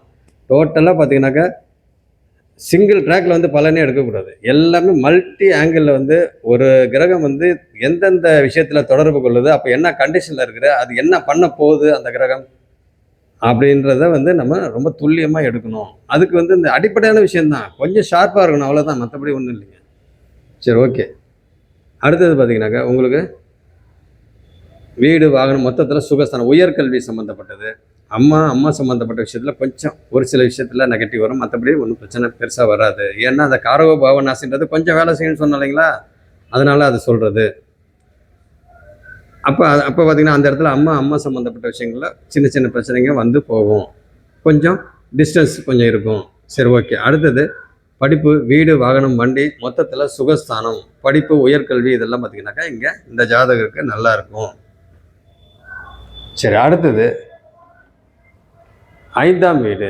5ஆம் வீடுன்றது என்னது, அதிர்ஷ்டங்கள், பூர்வ புண்ணியம், குழந்தை, அடுத்தது தெய்வீகம், தெய்வ வழிபாடு, குலதெய்வ வழிபாடு, அந்த இடத்துல காதல் சம்மந்தப்பட்டது இதெல்லாம் இருக்குது இல்லைங்களா? அப்போ காதல் சம்மந்தப்பட்டது, தெய்வ வழிபாடு, குலதெய்வ வழிபாடு, அதிர்ஷ்டம் இதெல்லாம் இருக்குது, பூர்வீகம் இதெல்லாம் இருக்குது. அப்போ இந்த இடத்துல பார்த்தீங்கன்னாக்கா இந்த வீட்டு அதிபதி இங்கே ஆட்சியாக இருக்கிறாரு, குரு பார்வையில் இருக்கிறாரு, சுக்கிரன் பார்வையில் இருக்கிறாரு. அப்போ சனி வந்து நல்ல சுபத்துவமாக இருக்கிறாரு, வக்ரமாக இருக்கிறாரு. அப்போ வக்ரமாக இருக்கிறன்றப்ப இந்த ஜாதகர் பார்த்தீங்கன்னாக்கா நல்லா சுறுசுறுப்பாக இருப்பார், நல்லா சுறுசுறுப்பாக இருப்பார். அப்போ பார்த்தீங்கன்னா உங்களுக்கு 5ஆம் வீட்டோட பலனை வந்து எப்படி பண்ணுவார் அப்படின்னா, காதல் சம்மந்தப்பட்டது இருக்கும். ஆனால் இந்த காதலை பார்த்தீங்கன்னாக்கா வெளிப்படுத்துறது ரொம்ப ஸ்லோவாக வெளிப்படுத்துவாங்க. ஏன்னா சனி வந்து ஸ்லோ பிளானட்டு அங்கே வக்ரம் ஆயிருந்தாலும் சனி தான். அப்போ ஸ்லோவாக சொல்லுவாங்க. அப்போ அந்த விஷயத்தை அவங்க குடும்பத்தார்கிட்டையோ இல்லை யாரை வந்து லவ் பண்ணுறாங்களோ அவங்கள்ட்டையும் பார்த்திங்கன்னா இந்த விஷயத்தை வந்து ரொம்ப டிலே பண்ணி தான் சொல்லுவாங்க. ஆக மட்டும் இந்த ப்ராசஸ் 5ஆம் வீட்டில் இருக்கிற அந்த காதல் லவ் அப்படின்ற ப்ராசஸ் வந்து ஸ்லோவாக தான் இருக்கும். அப்படி இருக்கிற பார்த்திங்கனாக்கா இந்த ஜாதகருக்கு காதல் சம்மந்தப்பட்டது உண்டு. அங்கே வந்து உடனே வந்து சனி வீடு, அந்த உடனே வந்து காதல் வந்து ஜெயிக்காது, தடங்கள், சனியோட வீடுன்றனால கெடுக்கும் அப்படின்றதெல்லாம் இல்லை. சனி அங்கே என்ன பண்ணுறதுக்கு இருக்கிறாரு அதை பார்க்கணும். அப்படி பார்த்தீங்கன்னாக்கா இந்த ஜாதகர் வந்து குரு பார்வையில் சனி இருக்கிறாரு, 5ஆம் அதிபதி இங்கே இருக்கிறாரு, 6ஆம் வீட்டில் இருக்கிறாரு, 6ஆம் வீட்டில் அங்கே மறைந்தாலும் அங்கே சுபத்துவமாக இருக்கிறாரு. அப்போ பார்த்தீங்கன்னாக்கா உங்களுக்கு 5ஆம் வீட்டில் இருக்கிற விஷயங்கள்லாம் தன்னால் நடக்கும், ஆனால் ஸ்லோவாக நடக்கும். ஆனால் எங்கேயுமே பார்த்தீங்கன்னாக்கா பிரேக் ஆகாது, ஸ்லோவாக தான் நடக்கும், ஆனால் பிரேக் ஆகாது. அப்போ பார்த்தீங்கன்னாக்கா இந்த இடத்துல என்னென்ன விஷயங்கள் இருக்குதோ, 5ஆம் வீட்டில் ஆதிபத்தியம் என்னென்ன இருக்குதோ அது எல்லாம் பார்த்தீங்கன்னாக்கா ஸ்லோவாக நடக்கும், ஆனால் நடக்கும். ஓகே, அடுத்தது பார்த்தீங்கன்னாக்கா 6ஆம் வீடு. 6ஆம் வீடு அப்போ 6ஆம் வீடு அப்படின்னாவே உங்களுக்கு கடன் நோய் எதிரி. அந்த வீட்டோட ஆதிபத்தியம் கடன் நோய் எதிரி. அந்த வீட்டில் சனி உட்காந்துருக்கிறாரு, சுபத்துவமாக இருக்கிறாரு அப்படின்றப்ப அந்த கடன்லாம் பார்த்திங்கன்னா பெரிய அளவில் இருக்காது. எல்லாமே இருந்துச்சு அப்படின்னா சுப கடனாக இருக்கும். என்னங்கன்னா குரு பார்க்குறாரு. அப்போ தொழில் சம்மந்தப்பட்ட விஷயங்கள், அதாவது தொழில் மீன்ஸ் வேலை சம்மந்தப்பட்ட அந்த மாதிரி விஷயங்களுக்கெல்லாம் பார்த்திங்கனாக்கா சுப கடன் இருக்கும். ஏன்னா சனி வந்து தொழில்காரகன். அப்படி இருக்க பார்த்திங்கன்னா தொழில் வேலைக்காரகன். அப்படி இருக்கிறப்ப அதுக்கு சம்மந்தப்பட்ட இதுக்கு பார்த்தீங்கன்னாக்கா சனி சுபத்துவமாக இருக்கிறனால சுக்கிரனை பார்க்கறதுனால உங்களுக்கு நல்ல விதமாக இருக்கும். ஆனால் நல்ல வேலை கிடைக்கும் இந்த ஜாதகருக்கு. அந்த கடன் நோய் கடன் வந்து சுபகடனாக இருக்கும். ஆனால் நோய் சம்மந்தப்பட்டதில் பார்த்தீங்கன்னாக்கா சும்மா சின்ன பிரச்சனைக்கு வந்து போகும், பெரிய அளவில் வராது. ஏன்னா சனி 6ஆம் வீட்டில், எப்பயுமே பாபகிரகங்கள் பார்த்தீங்கன்னாக்கா 6ஆம் வீட்டில் இருக்கிறது நல்லது. சரி, அப்போ பார்த்தீங்கன்னாக்கா உங்களுக்கு இந்த ஜாதகத்தை பொறுத்த வரைக்கும் நல்ல வேலை கிடைக்கும். வேலையை பார்த்தீங்கன்னாக்கா செஞ்சுக்கிட்டே இருப்பார், வேலை செஞ்சுக்கிட்டே இருக்கணும் அப்படின்னு அவருக்கு ரொம்ப இன்ட்ரெஸ்டாக இருக்கும். ஆனால் எவ்வளோ வேலை செஞ்சாலும் அதில் வர திருப்தி இருக்கா அப்படின்னாக்கா இருக்காது. இன்னும் தேடல் பார்த்தீங்கன்னாக்கா அதிகமாக இருக்கும். என்ன காரணம் கேட்டிங்கன்னா இங்கே 2ஆம் வீட்டில் ராகு இருக்கிறாரு. அப்போ 2ஆம் வீட்டில் வக்ரமான கிரகங்கள். அப்போ ராகு வந்து என்னது, வக்ர கிரகம். அப்போ வக்ர கிரகம் அப்படின்னாவே உங்களுக்கு குருவும் பார்த்தீங்கன்னாக்கா கிட்டத்தட்ட வக்ரமான மாதிரி கணக்கு, அந்த மாதிரி பலன் எடுக்கணும். நம்ம அங்கே வக்ரம் கிடையாது குரு, பட் இருந்தாலும் வக்ர கிரகத்தோடு ஒரு கிரகம் கூட இருக்குதுன்னா அப்போ பார்த்தீங்கன்னா அங்கே பலன் வந்து அந்த மாதிரி எடுத்திங்கன்னா உங்களுக்கு நல்லாயிருக்கும். அப்போ ராகு கூட அங்கே டிகிரி வைஸ் விலகி இருந்தாலும் கொஞ்சம் அங்கே வேலை செய்யும். அப்படி இருக்க பார்த்தீங்கன்னாக்கா இயல்புக்கு மாறான தன்மையில் குரு 2ஆம் வீட்டில் இருக்கிறாரு, அவர் சம்பாதிப்பார் அப்படின்ற மாதிரி. இயல்புக்கு மாறான தன்மைன்னா என்னது, வேலை அதிகமாக செய்வார், ரொம்ப வேலை செய்வார், அதிகமாக செய்வார், அதுக்கு உண்டான பலனை வந்து இன்டைரக்டாக வந்து சம்பாதிப்பார் அப்படின்ற மாதிரி அர்த்தம். அப்போ வந்து பார்த்தீங்கன்னாக்கா இந்த இடத்துல சம்பாதிப்பார் அப்படின்னாவே உங்களுக்கு எங்கே வந்துடணும், அந்த அடுத்தது வந்துடும், அப்படியே ஸ்டெப்பாக வந்துடும். ஓகே, அடுத்தது பார்த்தீங்கன்னாக்கா உங்களுக்கு 6ஆம் வீடு சொல்லியாச்சு, நல்ல வேலை கிடைக்கும். எவ்வளோ வேலை செஞ்சாலும் அந்த ஜாதகருக்கு திருப்தி இருக்காது, இன்னும் மேலும் செஞ்சுக்கிட்டே இருப்பார். அப்போ வேலை மூலியமாக வேலை செஞ்சுக்கிட்டே இருக்கிறப்ப அங்கே மறைமுகமான தன லாபம், இயல்புக்கு மாறான தன்மையில். இப்போ ஒருத்தர் 8 மணி நேரம் வேலை செய்கிறாரு, இல்லை 6 மணி நேரம் வேலை செய்கிறாரு அப்படின்னாக்கா அப்போ அதுக்கு தகுந்த இன்கம் தான் வரும் இல்லைங்களா. ஆனால் இந்த ஜாதகரை பொறுத்த வரைக்கும் பார்த்தீங்கன்னாக்கா வேலை அதிகமாக செய்ய பார்த்தீங்கன்னாக்கா அவங்க இன்கம் வந்து அதிகமாக வரும். அப்போ நார்மலாக வர சேலரிக்கும் நார்மலாக வர இன்கமுக்கும் அளவுக்கு அதிகமாக வர இன்கமுக்கு வித்தியாசம் இருக்கு இல்லைங்களா? அப்போ எப்படி அளவுக்கு அதிகமாக வரும்? அப்போ அதிகமாக இவர் செய்வார், வேலை செய்வார். இந்த மாதிரி சனி வலுத்தவங்க 6ஆம் வீட்டில் அவங்கெல்லாம் பார்த்தீங்கன்னாக்கா 6ஆம் வீட்டு அதிபதியும் வலுத்துட்டாரு அப்படின்னா அவங்க வக்கரம் ஆயிட்டாங்க அந்த கிரகம் அப்படின்னாவே அவங்க வேலை தொடர்ந்து செஞ்சுக்கிட்டே இருப்பாங்க. இயல்புக்கு மாறான தன்மையில் டிஃப்ரெண்ட்டான ஆங்கிளில் எப்படி எப்படி இருக்கணும்னு சொல்லி அந்த தேடல் இருந்துக்கிட்டே இருக்கும். அதுக்கு இங்கே 2ஆம் இடம் தொடர்பில் இருக்குது. 6ஆம் இடத்தோட 2ஆம் வீட்டில் இருக்கிற கிரகம் தொடர்பில் இருக்கிறாங்க. இதெல்லாம் டோட்டலாக புரிஞ்சுக்கிட்டு தான் நம்ம வந்து பலன் எடுக்கணும். அடுத்தது 7ஆம் வீடு. 7ஆம் வீட்டோட ஆதிபத்தியம்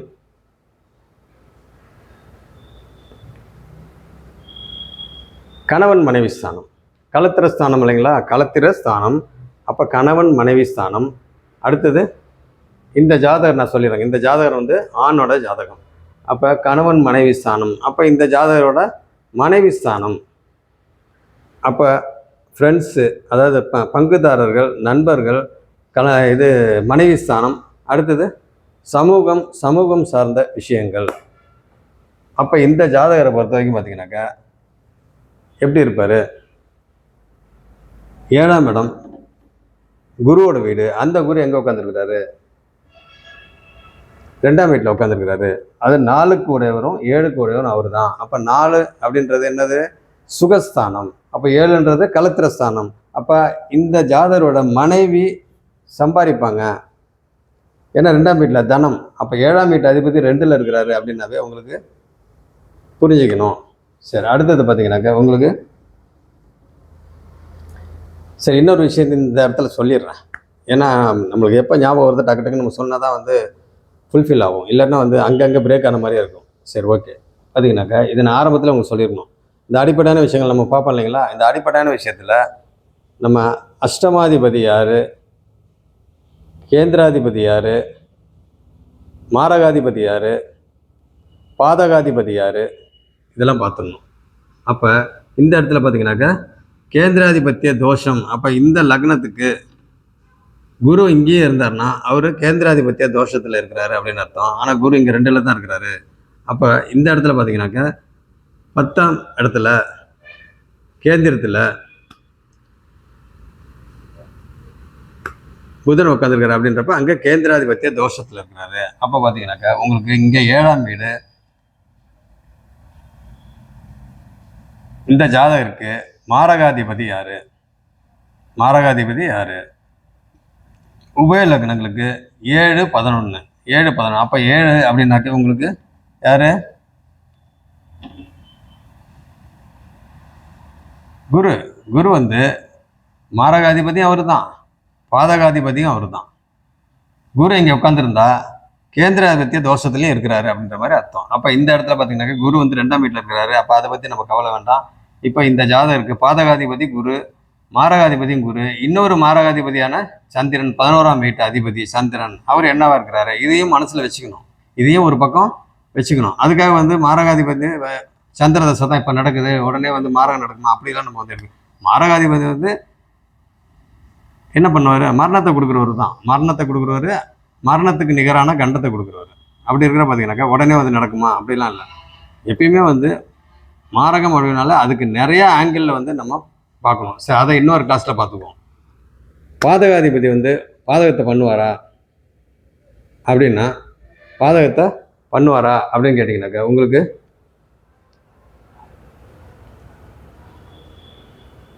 பாதகாதிபதி வந்து எப்பயுமே வந்து பாதகத்தை பண்ணணும் அப்படின்னா அந்த பாதக ஸ்தானத்தில் அதிக சுபத்துவமாக இருக்கணும். இப்படி இருந்தால் தான் பாதகத்தை பண்ணுவார். அதுக்கும் தசை வரணும். தசை வரலன்னா அதுவும் நடக்காது. புரியுதுங்களா? அப்படி இருக்கிறப்ப உங்களுக்கு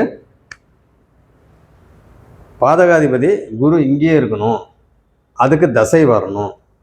அப்போ பாதகாதிபதி இங்கே இருந்திருந்தாக்க இங்கே இருந்தால் இங்கே தசை நடக்கிறப்ப பிரச்சனை வரும். அப்படின்னாக்கா என்னென்ன பிரச்சனை வரும்?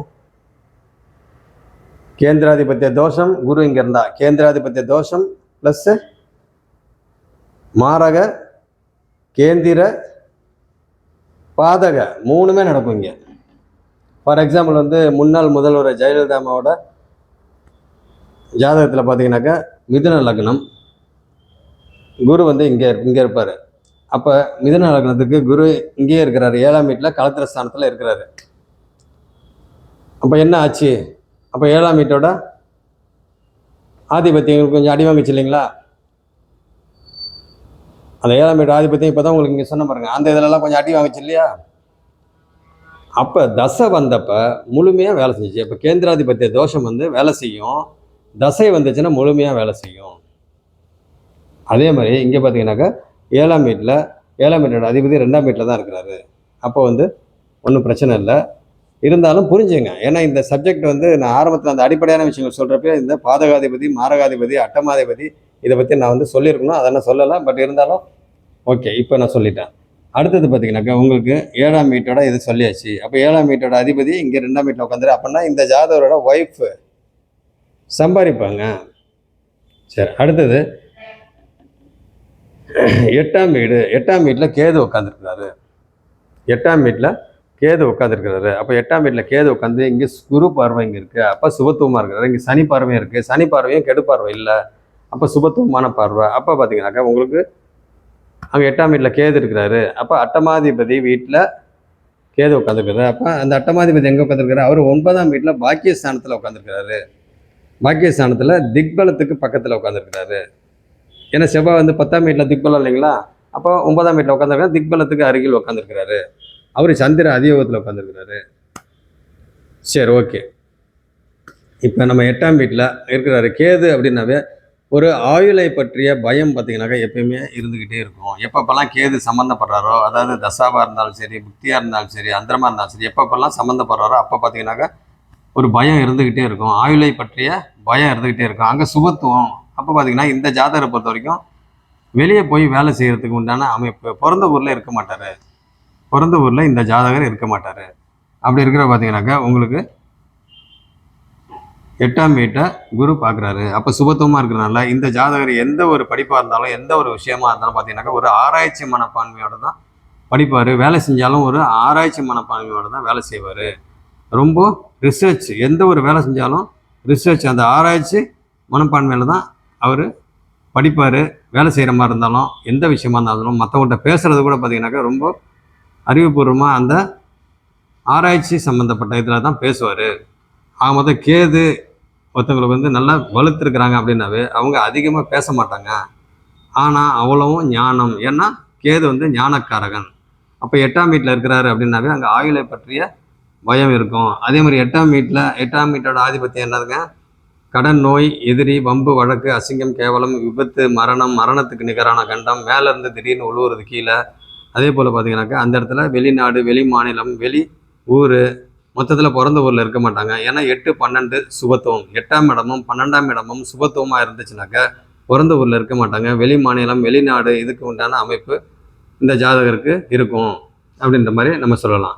ஏன்னா 8 சுபத்துவம். அடுத்த 12ஆம் வீடும் பார்த்தீங்கன்னாக்கா சுக்கிரன் அங்கே உட்காந்துருக்கிறாரு. அங்கே பார்த்தீங்கன்னாக்கா 8, 12 சுபத்துவம் அப்படின்னாவே உங்களுக்கு வெளிநாடு. அப்போ இங்கே 8ஆம் வீட்டில் வந்து இங்கே உட்காந்துருக்கிறாரு. ஆனால் 12ஆம் வீடு வந்து ஸ்திர ராசி.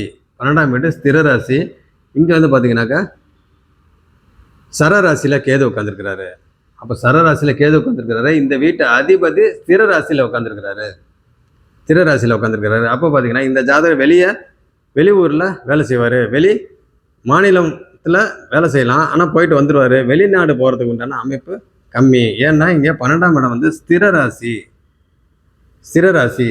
இங்கே வந்து சரராசியில் அங்கே கேது இருக்கிறார் அப்படின்னாவே போவாங்க, மறுபடியும் வந்துடுவாங்க. ரொம்ப நாள் அங்கேயே வந்து செட்டில் ஆகணும், வெளிநாடு வெளி மாநிலத்திலேயே அங்கேயே செட்டில் ஆகணும் அப்படின்ற மாதிரி அமைப்பு இருக்காது. பட் என்னன்னா இங்கே வக்கர கிரகமான கேது இருக்கிறனால வெளியே போவாங்க.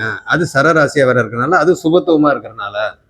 அது பாவத்துவமாக இருந்துச்சுனாக்கா அது வேறு மாதிரி பலன். இங்கே சுபத்துவமாக இருக்கிறனால அது வேறு மாதிரி பலன்.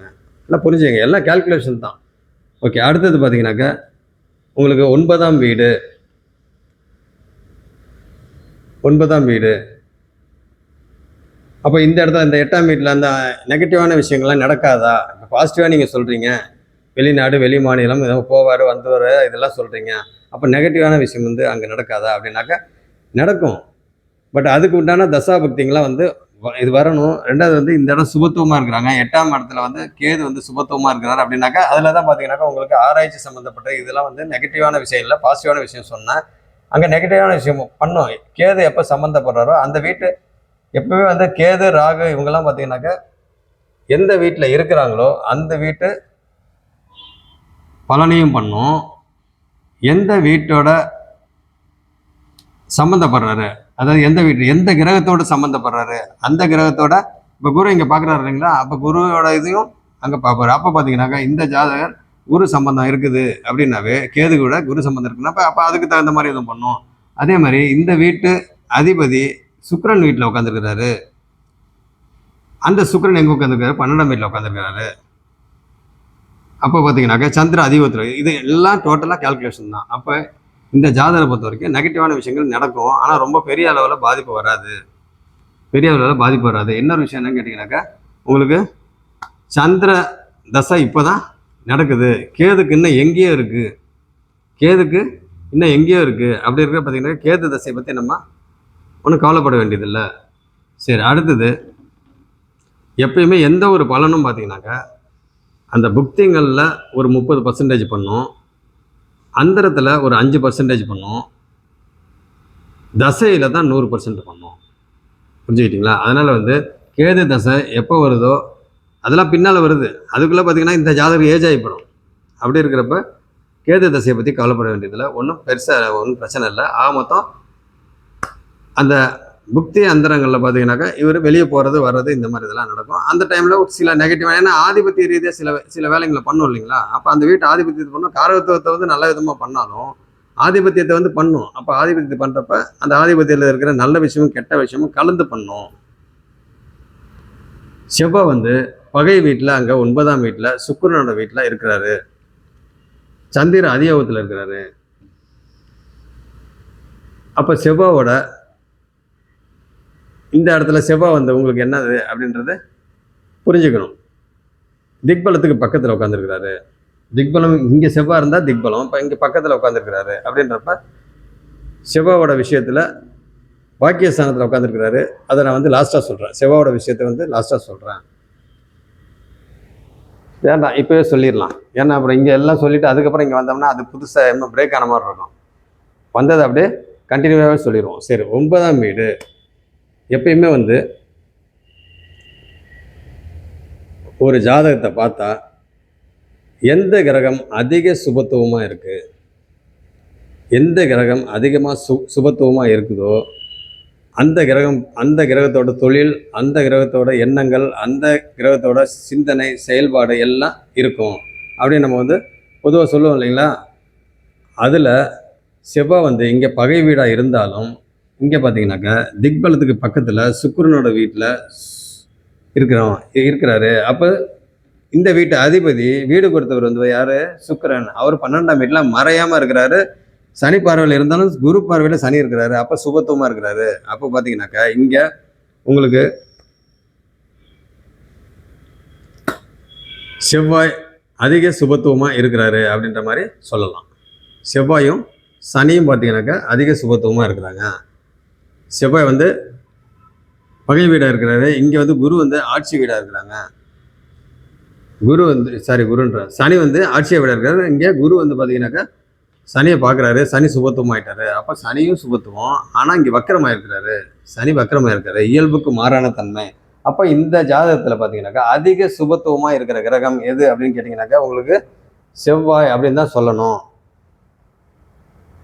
இங்கே வக்கரமாக இருக்காரு. வக்கரம் அப்படின்னாவே அது ஒரு விதமான பாவத்துவம், வக்கரம்னாவே அது ஒரு விதமான பாவத்துவம். இங்கே குரு பார்வருக்கு சுபத்துவமாக இருந்தாலும் அங்கே இருக்குது. பட் என்னதான் இருந்தாலும் சந்திர அதியோகத்தில் ஒரு கிரகம் உட்காந்துருக்குறாங்க அப்படின்னா அங்கே பார்த்தீங்கன்னாக்கா அங்கே பியூராக இருக்கிறாங்க, அங்கே சுபத்துவமாக இருக்கிறாங்க, அதிக சுபத்துவமாக இருக்குது. இதே வந்து வக்கரம் ஆகாமல் இங்கே குருவாக இருந்துச்சுனாக்கா இந்த ஜாதகருக்கு தொழில் என்ன மாதிரி தொழில் அமைஞ்சிருக்கும் அப்படின்னா சனி சம்மந்தப்பட்ட தொழில் அமைஞ்சிருக்கும், சனி சம்மந்தப்பட்ட தொழில் அமைஞ்சிருக்கும். ஆனால் இந்த ஜாதகருக்கு செவ்வாய் சம்மந்தப்பட்ட தொழில் தான் அமையும். ஏன் புதன் தான் பயங்கர சுபத்துவமாக இருக்குது, ஏன் புதன் அமையலையா அப்படின்றத நீங்கள் திங்க் பண்ணுவீங்க. புதன் வந்து இங்கே என்ன இருக்கிறாரு, புதன் வந்து பார்த்தீங்கன்னாக்கா அங்கே தனித்த புதனாக இருக்கிறாரு, குரு பார்வையில் இருக்கிறாரு, சந்திர அதியோகம், சந்திரன் வந்து அங்கே ஸ்ட்ரைட்டாக 100% அங்கே பார்க்குறாரு. அப்போ ஃபுல் ஒளித்தன்மையாக இருக்கிறாரு. அப்போ அங்கே கேந்திராதிபத்திய தோஷத்தில் இருக்கிறாரு. அப்போ கேந்திராதிபத்திய தோஷம், அப்போ புதன் இந்த இதுலேயே டோட்டலாக பார்த்தீங்கன்னாக்கா புதன் தான் அதிக சுபத்துவம். புதன் தான் அதிக சுபத்துவம். ஆனாலும் அங்கே புதனோட துறையில் இந்த ஜாதகர் வேலை செய்ய மாட்டார். புதனோட துறையில் வேலை செய்ய மாட்டார். ஏன்னா புதன்னா என்னது உங்களுக்கு? ஐடி, சாஃப்ட்வேரு, கணிதம் சார்ந்த தொழில்கள். அடுத்தது இந்த சிஏ, சார்ட்டர்ட் அக்கௌண்ட் இருக்குங்களா, அந்த மாதிரி இது மொத்தத்தில் கணக்கு சம்மந்தப்பட்ட விஷயங்கள். அதே மாதிரி எலக்ட்ரானிக் சம்மந்தப்பட்ட விஷயங்கள். அப்புறம் ஐடி, இந்த மாதிரி இதெல்லாம் இருக்குது. சாஃப்ட்வேர் சம்மந்தப்பட்ட இதெல்லாம் பார்த்தீங்கன்னாக்கா புதனோட இது. ஏன் இந்த ஜாதகர் புதனோட இதில் போக முடியாது அப்படின்னு கேட்டிங்கன்னா, அங்கே புதன் வந்து கேந்திராதிபத்திய தோஷத்தில் இருக்கிறாரு. அப்போ இந்த இடம் ஜீவனஸ்தானம். அப்போ இந்த ஒரு துறையில் அந்த ஜாதகர் வந்து சம்பாதிக்க முடியாது. அப்போ பார்த்தீங்கன்னா வேலைக்கு உண்டான இடத்த பார்த்தீங்கன்னா 6ஆம் இடம். அப்போ சனி வந்து அங்கே இருக்கிறாரு. அப்போ சனி சம்மந்தப்பட்ட வேலை அப்படின்னாலும் இங்கே செவ்வாய் வந்து பார்த்தீங்கன்னாக்கா சுபத்துவம். அப்போ செவ்வாய் சுபத்துவம் அப்படின்னாக்க இந்த ஜாதகர் செவ்வாய் சம்பந்தப்பட்ட துறையில் தான் இருக்கணும். என்ன காரணம் அப்படின்னா, இந்த இடத்த பார்த்தீங்கன்னாக்கா திக்பலத்துக்கு பக்கத்தில் உட்காந்துருக்காரு. சந்திர அதேவத்தில் இருக்கிறாரு. சுக்கிரனோட வீடு. சுக்கிரனுக்கு மறைவு கிடையாது, நல்ல விதமாக இருக்கிறாரு. ஆனாலும் சுக்கிரன் பகை வீடு. டோட்டலாக செவ்வாய் இருக்கிறதும் பகை வீடு தான், பட் சந்திர அதேவத்தில். அப்போ செவ்வாய் வந்து சுபத்துவம். அப்போ இந்த ஜாதகர் வந்து பார்த்தீங்கன்னாக்கா மருத்துவர். இந்த ஜாதகர் வந்து மருத்துவர், டாக்டர். அப்படி இருக்கிறப்ப பார்த்தீங்கன்னாக்கா இந்த 9ஆம் வீடு செவ்வாய் அங்கே உட்காந்துருக்கிறது பாக்கியஸ்தானம். இப்போ பாக்கியஸ்தானத்தில் செவ்வாய் உட்காந்துருக்கிறாருன்னா இந்த ஜாதகருக்கு கிடைக்கக்கூடிய பாக்கியம் செவ்வாய் சம்மந்தப்பட்ட துறையில் இருப்பார். அது பகை வீடாக இருந்தாலும் ஒன்றும் பிரச்சனை இல்லை, ஏன்னா சுபத்துவமாக தான் இருக்கிறாரு. சரி, அப்படி இருக்கிறப்ப இந்த 9ஆம் வீடை பொறுத்த வரைக்கும் பார்த்தீங்கன்னாக்கா இந்த ஜாதகரை ஓகே. ஆனால் அது 9ஆம் வீடு அந்த அப்பா சம்மந்தப்பட்ட இடம் அப்படின்றதுனால அந்த அப்பாவுக்கும் இந்த ஜாதகரோட அப்பாவுக்கும் இந்த ஜாதகருக்கும் ஒரு சில முரண்பாடான கருத்துக்கள் இந்த மாதிரிலாம் வரும். ஏன்னா அது வந்து பகை வீடு. செவ்வாய்க்கு வந்து 9ஆம் வீடு ஓரளவுக்கு சேஃபான வீடு தான். பட் இருந்தாலும் இந்த அப்பா சம்மந்தப்பட்ட விஷயங்கள் ஒரு சில விஷயங்கள்ல நெகட்டிவாக இருக்கும் ஒழிய, மற்றபடி வந்து மற்ற விஷயங்கள் அந்த 9ஆம் வீட்டில் மற்ற விஷயங்கள் எல்லாமே பார்த்தீங்கன்னாக்கா பெரிய மனுஷனோட ஆதரவு கிடைக்கிறது, இவரோட சீனியர், இவருடைய டீன், அந்த மாதிரியோட ஹெல்ப் இந்த ஜாதகருக்கு வந்து கிடைக்கிறது. அதே மாதிரி பார்த்தீங்கன்னாக்கா உங்களுக்கு அந்த இடத்துல குலதெய்வ வழிபாடு, அதிர்ஷ்டங்கள், அந்த இது என்னது சுற்றுலா போகிறது, அந்த ஆன்மீக சுற்றுலா, இதெல்லாம் பார்த்தீங்கன்னாக்கா இங்கே 9ஆம் வீட்டோட ஆதிபத்தியம். அந்த வீட்டில் வந்து செவ்வாய் இருக்கிறார் அப்படின்னா இந்த அப்பா சம்மந்தப்பட்ட விஷயத்தை மட்டும் கொஞ்சம் ஒரு சில விஷயங்கள் நெகட்டிவாக இருக்கும். அப்புறம் சரியாக போயிடும், வந்து போவோம். பட் இருந்தாலும் அதில் கொஞ்சம் நெகட்டிவ் அப்படின்னு தான் நம்ம சொல்லணும். அதே மாதிரி மற்ற விஷயங்களில் நல்ல விதமாக இருக்கும், ஒன்றும் பிரச்சனை இல்லை. அப்போ இந்த ஜாதகர் பார்த்தீங்கன்னாக்கா செவ்வாய் சம்மந்தப்பட்ட துறையில் மருத்துவர் அந்த மாதிரி தான் வேலை செய்வார். அதுலேயும் பார்த்தீங்கன்னாக்கா நல்ல விதமாக வேலை செய்வார். அதுவும் பார்த்தீங்கன்னா 8ஆம் வீட்டில் கேது வந்து சுபத்துவமாக இருக்கிறதுனால இவருடைய இதே எந்த ஒரு இதாக இருந்தாலும் ரொம்ப ஆராய்ச்சி சம்மந்தப்பட்டதில் தான் இருப்பார். அப்போ இந்த ஜாதக மருத்துவர் அப்படின்றதுனால எந்த ஒரு கேஸ் பார்த்தாலும், எந்த ஒரு பேஷண்ட் வந்து பார்த்தாலும் ரொம்ப நுணுக்கமாக பார்ப்பார், ரொம்ப ஆராய்ச்சி மனப்பான்மையோட பார்ப்பார். எந்த ஒரு வியாதியாக இருந்தாலும் பல ஆங்கிளில் திங்க் பண்ணி அந்த வியாதியை கண்டுபிடிப்பார் அப்படின்ற மாதிரி சொல்லலாம். ஏன்னா இங்கே கேது சுபத்துவமாக இருக்கிறாங்க, 8ஆம் வீடு. அப்போ 8ஆம் வீடுனாவே ஆராய்ச்சி சம்மந்தப்பட்டது. ஓகே. அப்போ இந்த இடத்துல எப்படி மருத்துவர் ஆனார்? மருத்துவர் ஆகணும் அப்படின்னாவே உங்களுக்கு என்ன வேணும்? சரி, நம்ம இது வந்துடுவோம். இதை முடிச்சுட்டு அப்புறமா வருவோம். புதன் தான் கேந்திராதிபத்திய தோஷத்தில் புதன் இருக்கிறாரு. அதான் ஏற்கனவே சொல்லியாச்சு. கேந்திராதிபத்திய தோஷம்னா இந்த ஜாதகர் பார்த்தீங்கன்னாக்கா தொழிலெலாம் செய்ய முடியாது. தொழில் மீன்ஸ் வேலையில் வந்து பெரிய லெவலில் இருப்பார். தொழில் அப்படின்னா ஜீவனஸ்தானம். அப்போ புதன் சம்மந்தப்பட்ட தொழில் அவர் பண்ண மாட்டார். ஆனால்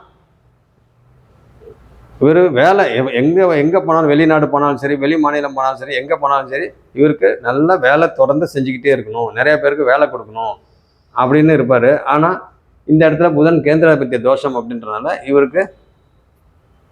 இவர் நல்லா வேலை செஞ்சுக்கிட்டு இருப்பார். ஆனால் இவர் வந்து பார்த்தீங்கன்னாக்கா மற்றவங்களுக்கு நிறைய பேருக்கு வேலை கொடுக்கணுன்ற எண்ணம் இருந்தாலும் அது அவருக்கு சக்ஸஸ் ஆகிறதுக்கு வாய்ப்பு கம்மி. என்ன காரணம் அப்படின்னு கேட்டிங்கனாக்கா 10ஆம் இடத்துல புதன் வந்து கேந்திராதிபத்திய தோஷத்தில் இருக்கிறாரு. சரி, அடுத்தது லாபஸ்தானம் 11ஆம் வீடு. அப்போ 11ஆம் வீட்டு அதிபதி சந்திரன். அந்த வீட்டில் வந்து யார் உட்காந்துருக்கிறா? சூரியன் உட்காந்துருக்கிறாரு. அப்போ 12ஆம் வீட்டு அதிபதி சூரியன் அங்கே உட்காந்துருக்காரு, லாபஸ்தானத்தில் உட்காந்துருக்காரு அப்படின்னா இந்த ஜாதகருக்கு மறைமுகமான தன லாபம் இதெல்லாம் வருன்ற மாதிரி அர்த்தம். ஏன்னா மறைவு ஸ்தானத்துக்கு உண்டான இடம் வந்து அந்த வீட்டு அதிபதி இங்கே 11ஆம் வீட்டில். ஒரு நிமிஷம்.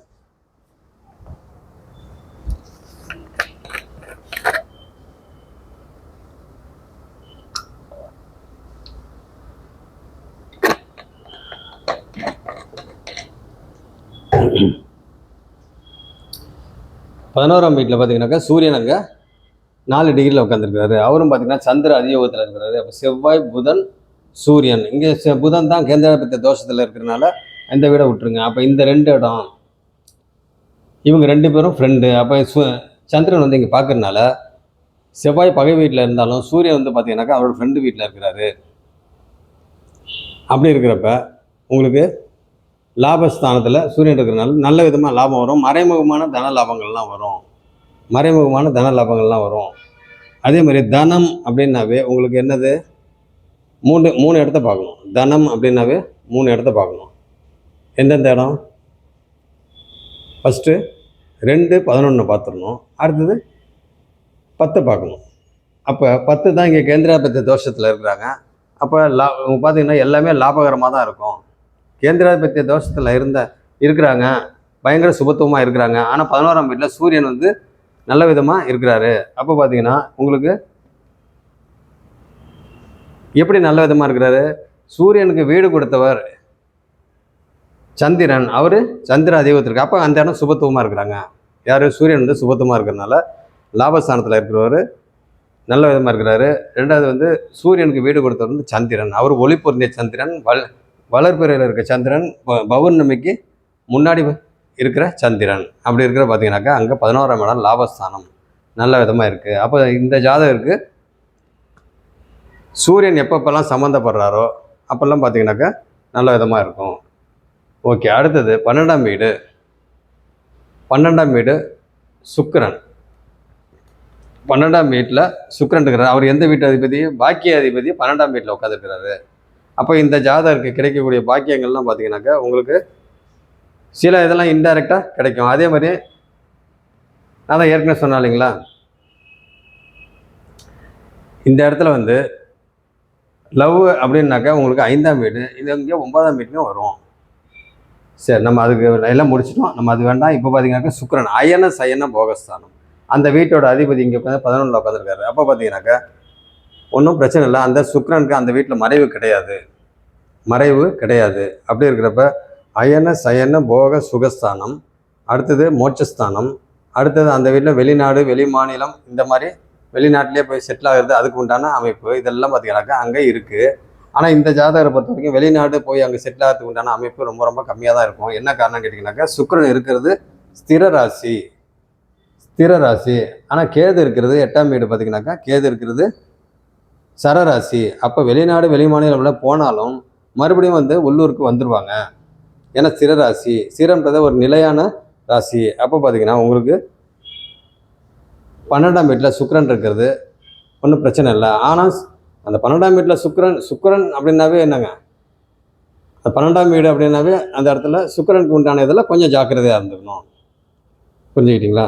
சுக்கிரனுக்கு உண்டான விஷயத்தில் அந்த 12ஆம் வீட்டில் இருக்கிறார் அப்படின்னாவே அந்த இடம் என்னது, அயன சயன போக சுகஸ்தானம், அந்த மாதிரி விஷயங்களில் கொஞ்சம் கேர்ஃபுல்லாக இருந்துக்கணும் அப்படின்ற மாதிரி நம்ம சொல்லலாம். ஆக மொத்தம் சும்மா மேலோட்டமாக தான் சொல்லியிருக்கேன், டைரெக்டாக சொல்லியிருக்கேன். இன்டைரக்டாக வந்து நிறையா விஷயங்கள் இருக்குது, அதெல்லாம் வந்து பெருசாக நான் சொல்லலை. அதனால் வந்து மேலோட்டமாக இந்த ஆரம்ப நிலையில் இருக்கிறவங்களுக்கு மெயினாக நான் சொல்கிற விஷயங்கள் பார்த்திங்கன்னா மெயினாக ஆரம்ப நிலையில் இருக்கிறவங்களுக்கு தான். அதனால் வந்து டைரெக்டாகவே வந்து பலன் எடுக்கலாம். ஒன்று ரொம்ப டெப்த்தில் போய் நிறைய விதிகள்லாம் படிச்சுட்டு அப்படிலாம் நம்ம வந்து ஆரம்ப நிலையில் இருக்கவங்க எடுக்க வேணாம். ஓகேங்களா? அதனால் வந்து இதை புரிஞ்சுங்க. இந்த ஜாதகர் பார்த்தீங்கன்னாக்கா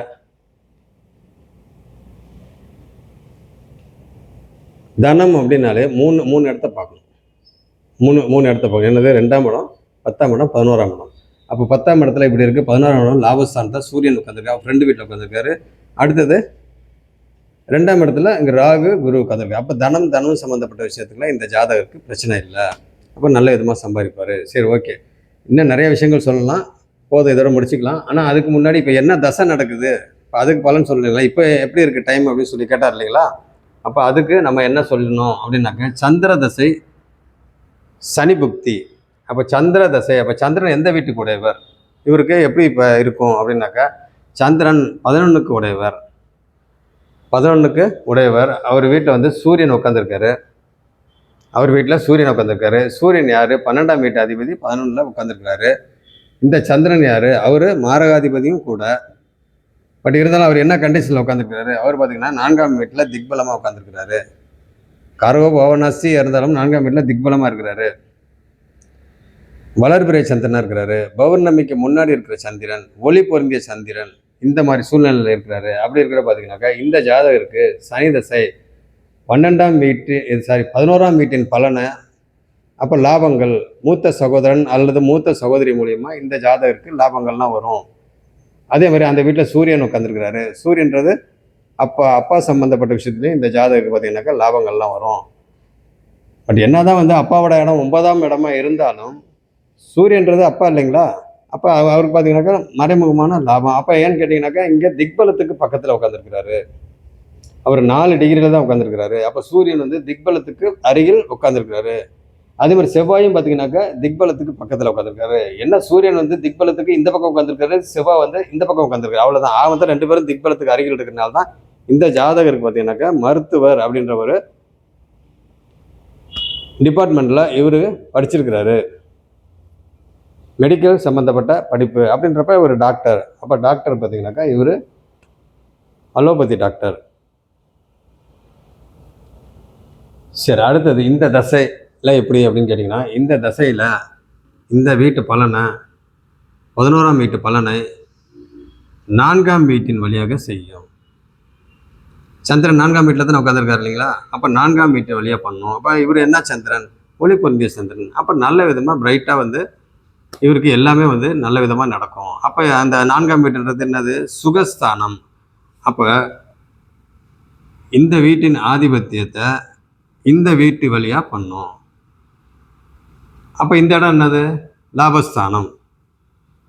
அப்போ லாபங்கள் எல்லாம் 4ஆம் வீட்டின் வழியாக போகணும். அப்போ இவருக்கு நல்ல லாபம் வருது அப்படின்னாக்கா அதுக்கப்புறம் நல்லா சுகமாக இருப்பார். அப்போ இது வந்து சந்திரன் வந்து காரகத்துவம், 11ஆம் வீடு ஆதிபத்தியம். இந்த வீட்டு ஆதிபத்தியத்தை இந்த வீட்டு காரகத்துவத்தின் வழியாக உங்களுக்கு எல்லாமே நல்ல விதமாக பண்ணும். அப்போ ஆதிபத்தியம் காரகத்துவம் இது எல்லாத்தையும் மிக்ஸ் பண்ணி தான் பலன். சிங்கிள் ட்ராக்ல வந்து சில பேர் பார்த்தீங்கன்னாக்கா கிரகத்தை பார்த்துட்டு அப்படியே சொல்லிட்டே போவாங்க. கிரகத்தை வச்சே சொல்லுவாங்க. சில பேர் பாவத்தை வச்சு சொல்லுவாங்க. சில பேர் மிக்ஸ் பண்ணி சொல்லுவாங்க. சில பேர் பார்த்தீங்கன்னாக்கா சாரம், அதுக்கப்புறம் கிரகம், அப்புறம் அந்த வீட்டு ஆதிபத்தியம் காரகத்துவம் இது எல்லாத்தையும் வச்சு சொல்லுவாங்க. மொத்தத்தில் எப்படி சொன்னாலும் எந்த ஸ்டைலில் சொன்னாலும் பலன் கரெக்டாக வருதா அதுதான் பார்க்கணும். நம்ம பலன் வந்து கரெக்டாக வருதா. ஒவ்வொருத்தரும் ஒவ்வொரு விதமான ஆராய்ச்சியில் இருப்பாங்க. அப்போ ஒவ்வொருத்தரும் ஒவ்வொரு விதமான ஆராய்ச்சியில் பலன் எடுத்து அவங்க தேர்ந்தவங்களாம் இருப்பாங்க. அப்போ அதுக்கு தகுந்த மாதிரி அவங்க இருப்பாங்க. அதனால் வந்து யாரையும் வந்து நம்ம வந்து நீங்கள் பண்ணுறது கரெக்டு, நீங்கள் பண்ணுறது தப்பு அப்படின்லாம் வந்து நம்ம சொல்ல முடியாது. ஏன்னா ஒவ்வொருத்தரும் ஒவ்வொரு ஆங்கிளில் ஆராய்ச்சியில் இருப்பாங்க. அப்போ அவங்களுக்கு மொத்தத்தில் வந்து பலன் வந்து கரெக்டாக இருக்கா. கஸ்டமர் வந்து கேட்குறாங்க, ஜாதகத்தை கொடுக்குறாங்க, நீங்கள் பலன் சொல்லுங்கள் அப்படின்னு சொல்கிறப்ப பலன் வந்து கரெக்டாக இருக்குதா அப்படின்னாக்கா அப்போ அவங்களோட ஆராய்ச்சி சக்ஸஸ்ஸு அப்படின்ற மாதிரி அர்த்தம். சரி, ஓகே. அடுத்தது அவங்க கேட்ட கேள்வி சொல்லியாச்சு. நல்ல விதமாக இருப்பாங்க, லாபகரமாக இருப்பாங்க, ஒன்றும் பிரச்சனை இல்லை. அடுத்தது இந்த ஜாதகர் பார்த்தீங்கன்னாக்கா காரகத்துவத்தின் வழியாக காரு, வீடு, வாகனம் இதெல்லாம் நல்ல விதமாக அமைச்சுக்குவார். அதே மாதிரி தொழிலும் பார்த்தீங்கன்னாக்கா தொழில் மீன்ஸ் வேலைக்கு உண்டான இடத்துல தொழில்காரங்கன்னு அவர் தான். வேலைக்கு உண்டான அந்த இடத்துல கரெக்டாக 6ஆம் வீட்டில் அவர் இருக்கிறாரு. அப்போ வந்து நல்ல விதமாக நடக்கும். பட் 10ஆம் இடத்தோட உட்காந்துருக்கிற அந்த கிரகம் லக்னாதிபதி. ஏன்னா எந்த ஒரு இதாக இருந்தாலும் லக்னாதிபதி ரொம்ப முக்கியம் இல்லைங்களா. லக்னாதிபதி வந்து உங்களுக்கு கேந்திராதிபத்திய தோஷத்தில் இருக்கிறாரு. கேந்திராதிபத்திய தோஷத்தில் இருக்கிறாரு அப்படின்றப்ப இந்த ஜாதகருக்கு எப்பயுமே வந்து அந்த கேந்திராதிபத்திய தோஷம் அப்படின்னாவே அங்கே 10ஆம் வீட்டில் இருக்கிறாங்க அப்படின்னா அந்த 10ஆம் வீட்டில் இருக்கிற பிரச்சனையை கொடுக்கும். அது எப்போ கொடுக்கும்? அது தசையில் கொடுக்கும். இப்போ தான் வந்து சந்திரன் புதன்லாம் பின்னால் இருக்குது. அதுக்குள்ளே பார்த்தீங்கன்னா ஏஜ் ஆகி போயிடும். அதனால் வந்து ஒன்றும் பிரச்சனை இல்லை. ஆக மொத்தம் இந்த ஜாதகரை பொறுத்த வரைக்கும் வேலையும் நல்லா செய்வார். வரக்கூடிய மனைவி மூலியமாக பார்த்தீங்கன்னாக்கா அவங்க ஜாதகத்தில் என்ன இதில் இருக்கோ அதுக்கு தகுந்த மாதிரி பார்த்தீங்கன்னா இவங்க 2 பேரும் அவங்களுக்கு தகுந்த மாதிரி அமைச்சுக்குவாங்க. ஏன்னா அந்த அந்த ஜாதகத்தையும் பார்க்கணும் இல்லைங்களா, அந்த ஜாதகத்தையும் பார்க்கணும். அந்த ஜாதகர் வந்து இவர் டாக்டர் அப்படின்னால அவங்களும் டாக்டரா இல்லையா அப்படின்னு சொல்லி அவங்க ஜாதகத்தை பார்த்துட்டு அப்புறம் இவங்களுடைய ஃப்யூச்சர் எப்படி இருக்கும் அப்படின்றத பற்றி ஈஸியாக நம்ம வந்து அந்த அனுகூல பொருத்தம் பார்ப்போம் இல்லைங்களா, அதில் நம்ம வந்து ஈஸியாக கண்டுபிடிச்சிடலாம். சரி, ஓகே. இப்போ பார்த்தீங்கன்னாக்கா இந்த ஜாதகருக்கு வந்து அடுத்தது என்ன கேட்டிருக்கிறாரு, திருமணம் எப்போது ஆகும், திருமணத்துக்கு இப்போ நேரம் வந்துருச்சா அப்படின்னு சொல்லி கேட்டுக்கிறாரு. திருமணம் அப்படின்னாவே உங்களுக்கு எந்தெந்த இடத்த பார்க்கணும். அதுக்கு முன்னாடி இன்னொன்று சொல்லிடுறேன். இங்கே பார்த்தீங்கன்னாக்கா 2ஆம் வீட்டில் இங்கே தோஷம் இருக்குது. 2ஆம் வீட்டில் ராகு அங்கே இருக்கிறதுனால இது தோஷத்துக்கு உண்டான அமைப்பு. அப்போ தோஷம் அப்படின்னாவே என்னது, ஒருத்தவங்களுக்கு செவ்வாய் தோஷம் இருக்குது. இப்போ செவ்வாய் வந்து எந்தெந்த இடத்துல இருந்தால் தோஷம் அப்படின்னு கேட்டிங்கன்னா, இந்த ஆரம்ப நிலையில் இருக்கவங்களுக்கு தான் இவ்வளோ பொறுமையாக இவ்வளோ மெதுவாக நான் சொல்லிட்டு இருக்குது. என்னென்னா எல்லா விஷயங்களும் நீங்கள் வந்து பார்க்கணும் அப்படின்றனால தான் நான் சொல்கிறேன். செவ்வாய் எந்தெந்த இடத்துல இருந்தால் தோஷம் அப்படின்னாக்க 2, 4, 7, 8, 12 2, 4, 7, 8, 12 இந்த இடங்களில் செவ்வாய் இருந்தால் தோஷம். இது ஒரு பாயிண்ட்டு. அடுத்தது ராகு கேது எங்கெங்கே இருந்தால் தோஷம் அப்படின்னா, லக்னம் 2, 7, 8 இந்த இடத்துல ராகு அல்லது கேது இருந்தாங்க அப்படின்னாக்கா தோஷம். அப்படி இருக்க பார்த்தீங்கன்னாக்கா இங்கே 2ல் இருக்கிறாரு. அப்போ இந்த ஜாதகருக்கு 30 வயசுக்கு மேலே தான் திருமணம் பண்ணணும். இதே செவ்வாய் வந்து இந்த 2ஆம் இடத்துல செவ்வாய் இல்லைன்னா 7ஆம் இடத்துல செவ்வாய் இப்படிலாம் இருந்தாக்க 33க்கு மேலே, அதாவது ஆண் ஜாதகமாக இருந்தால் ஆணாக இருந்தால் 33க்கு மேலே தான் திருமணம் செய்யணும். 2ஆம் இடத்துல 7ஆம் இடத்துல இருந்தால் 33 வயசு 35 வயசில் திருமணம் செஞ்சாக்க ஒரே திருமணத்தை டிலே பண்ணாக்க ஒரே திருமணத்தை பண்ணிடலாம். இல்லைன்னா சீக்கிரம் வந்த 25, 26, 27 வயசில் இந்த செவ்வாய் 2 7ஓட தொடர்பில் இருக்கிறப்ப பார்த்தீங்கன்னாக்க பண்ணாக்க, அதுவும் பாவத்துவமாக இருக்கிறப்ப பண்ணாக்க உங்களுக்கு கண்டிப்பாக இன்னொரு திருமணம் பண்ணுறதுக்கு உண்டான அமைப்பு வரத்துக்கு வாய்ப்பு இருக்குது. அதனால் பார்த்தீங்கன்னாக்கா உங்களுக்கு 2ஆம் இடத்தோட செவ்வாய் சம்மந்தப்படுறாரு அப்படின்னாவே 2, 7ஓட செவ்வாய் சம்மந்தப்படுறாரு 33 வயசுக்கு மேலே தான் அவங்களுக்கு அந்த தசாபக்தி அவங்களுக்கு எப்போ சப்போர்ட் பண்ணுதோ அந்த இதில் வந்து அவங்களுக்கு மேரேஜ் ஆகும். திருமணத்துக்கு உண்டான தசாபக்தி அந்தரங்கள் இதில் வந்து சம்மந்தம் இருந்துச்சு அப்படின்னாக்கா அந்த டைமில் மேரேஜ் ஆகும். ராகு கேதுக்கு பார்த்தீங்கன்னாக்கா 30 வயசு தாண்டணும் ஆணாக இருந்தால். பெண்ணாக இருந்தாக்கா 26, 27, 28, 29 இந்த இதில் வந்து பெண்ணாக இருந்தால் பண்ணலாம். யாருக்கு, ராகு கேதுக்கு. இதே செவ்வாய் வந்து பெண்ணுக்கு இருந்துச்சு அப்படின்னாக்கா 2, 7ஆம் இடத்தோட செவ்வாய் பெண்ணுக்கு இருந்துச்சு அப்படின்னாக்கா உங்களுக்கு 29, 30 வயசில் பண்ணணும். 29, 30 வயசில் பண்ணணும். செவ்வாய்க்கு கொஞ்சம் டிலே பண்ணணும், ரொம்ப டிலே பண்ணணும். ராகு கேதுக்கு கொஞ்சம் டிலே பண்ணணும். 30 வயசுக்கு மேலே ஆணுக்கு. பெண்ணுக்கு வந்து ஒரு 26, 27, 28 கரெக்டாக இந்த வயசுலேயே பண்ணுறது இல்லை. அதுக்கு உண்டான தசாபதி ஆக மொத்தம் டிலே பண்ணணும். மொத்தத்தில் தோஷம் அப்படின்னாவே பார்த்தீங்கன்னாக்கா யார் யாருக்கெல்லாம் தோஷம் இருக்குதோ அவங்களாம் பார்த்தீங்கன்னாக்கா செகண்ட் ஹாஃபில் எல்லாமே யோகமாக மாறிடும். செகண்ட் ஹாஃப் லைஃப்பில் வந்து பார்த்திங்கன்னா எல்லாமே யோகமாக மாறிடும். என்ன காரணம் அப்படின்னு கேட்டிங்கன்னா, தோஷம் அப்படின்னாவே என்னங்க, மெச்சூரிட்டி இருக்காது. அந்த முதிர்ச்சி கொஞ்சம் கம்மியாக இருக்கும். ஃபார் எக்ஸாம்பிள் வந்து ஒருத்தங்களுக்கு ஒரு 25 வயசில் இப்போ ராகு கேது ஒருத்தங்க இருக்குன்னு வைங்களேன், ராகு தோஷத்தில் இருக்குது அப்படின்னாக்கா உங்களுக்கு 25 வயசில் இருக்கிற மெச்சூரிட்டி அவங்களுக்கு 27, 28 வயசில் தான் இருக்கும்.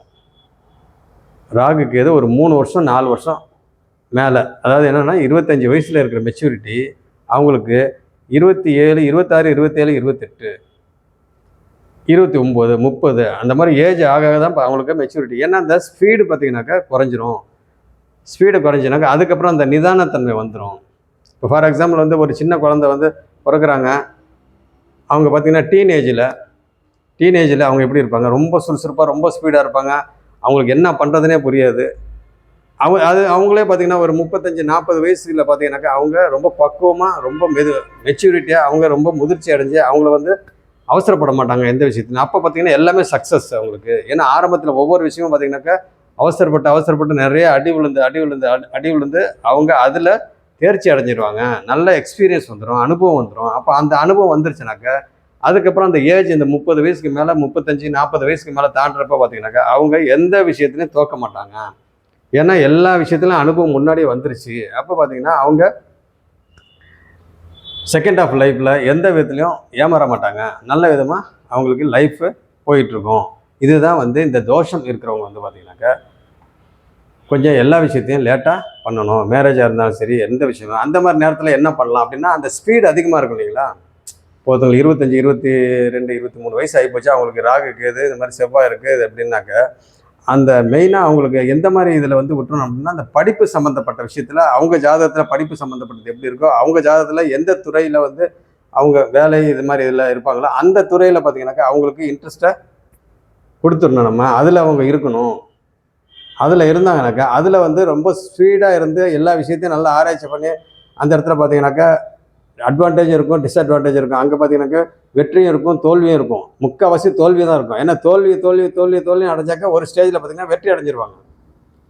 அப்போ சின்ன வயசில் வர அந்த தோஷங்கள் இருக்கிற சின்ன வயசில் வர அந்த தோல்விகள் எல்லாமே பார்த்தீங்கன்னாக்கா செகண்ட் ஆஃப் லைஃப்பில் பார்த்தீங்கன்னாக்கா எல்லாமே வெற்றி ஆயிரும். அதனால தான் இந்த தோஷம் உள்ளவர்கள் பார்த்தீங்கன்னாக்கா கொஞ்சம் எல்லாமே வந்து டிலே பண்ணி பண்ணணும். அதனால் வந்து இந்த பெரிய பெரிய வேலைகள்லாம் சின்ன வயசில் பண்ணக்கூடாது. அப்போ பெரிய பெரிய இது வேலைங்கள்லாம் என்னது, ஒரு தொழில் ஆரம்பிக்கிற மாதிரி இருந்தாலும் பார்த்தீங்கன்னாக்கா இந்த அவசரப்பட்டு பண்ணக்கூடாது. அப்போ என்னது, அந்த ஒரு 30 வயசுக்குள்ளே பார்த்தீங்கன்னாக்கா இருக்கிற அனுபவங்கள் எல்லாம் வந்ததுக்கப்புறம் 35 வயசில் பார்த்தீங்கன்னாக்கா இந்த வந்த அனுபவம் செகண்ட் ஹாஃபில் வந்து உங்களுக்கு எல்லாமே பார்த்தீங்கன்னாக்கா வெற்றியாக அடைஞ்சிரும். அப்போ எல்லாத்துலேயும் வின் பண்ணுவீங்க. எந்த விதத்துலையும் ஃபெயிலியர்ன்றதே உங்களுக்கு இருக்காது. அதுக்கு தகுந்த மாதிரி தசாபக்தி சப்போர்ட் பண்ணணும். எல்லாத்துக்கும் எந்த ஒரு சம்பவத்தையும் நிர்ணயிக்கிறது தசாபக்திகள் தான்.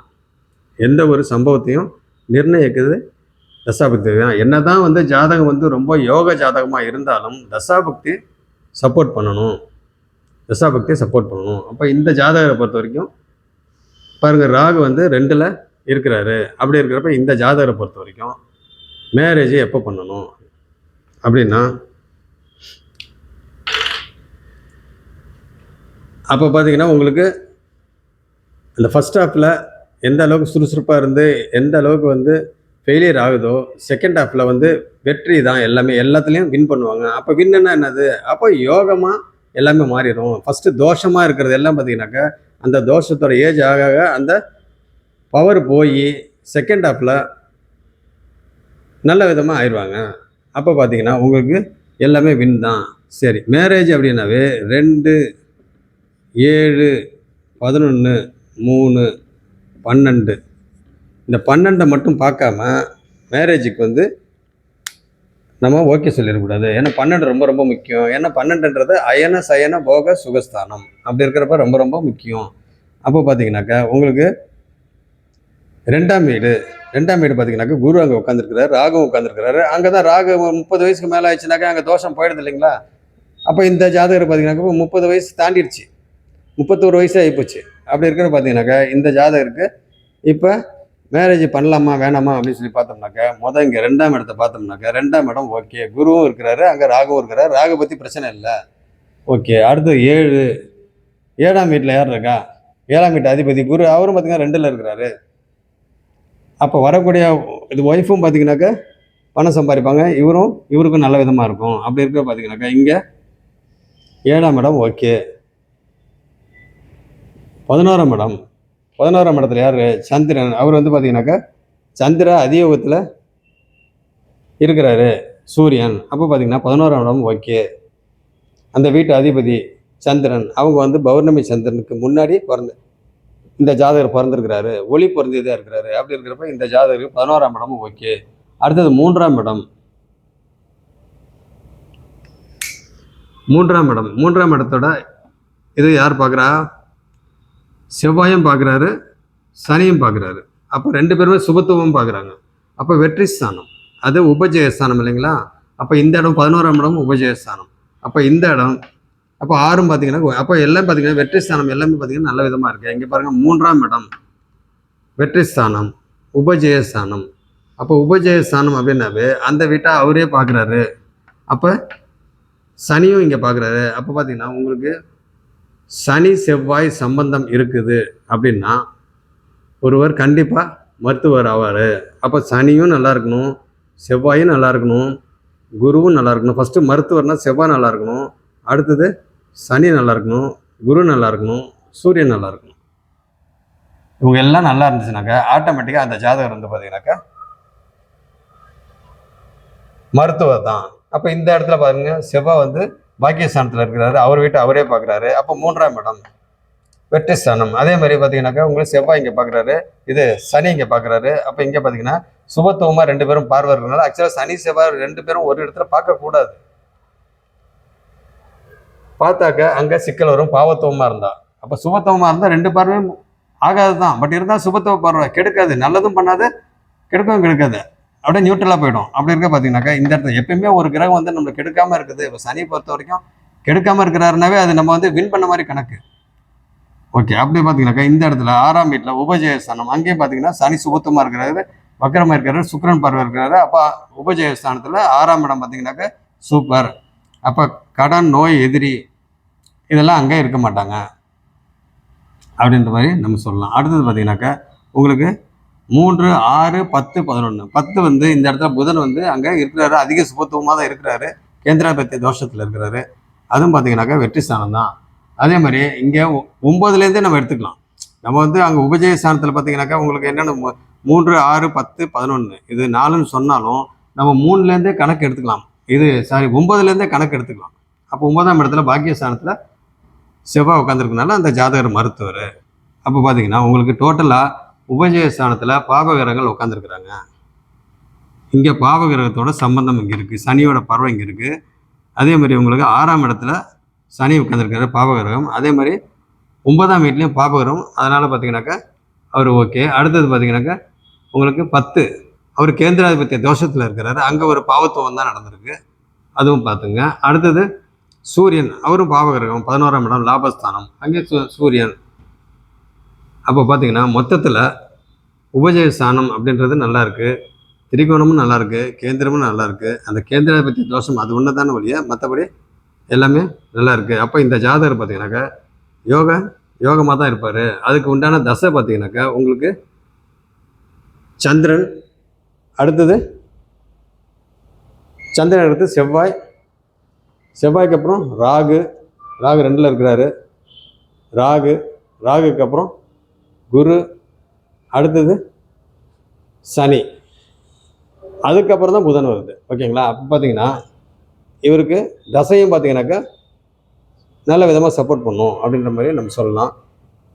சரி, அடுத்தது இந்த இடத்துல 3 ஓகே, 12 அயன சயன போக சுகஸ்தானம் கரெக்டாக பாருங்கள், சுக்கிரன் அங்கே உட்காந்துருக்கிறாரு. ஆனால் அந்த சுக்கிரன் சம்மந்தப்பட்ட விஷயத்தில் இவர் லைஃப்பில் எப்பயுமே வந்து ஜாக்கிரதையாக இருக்கணும்.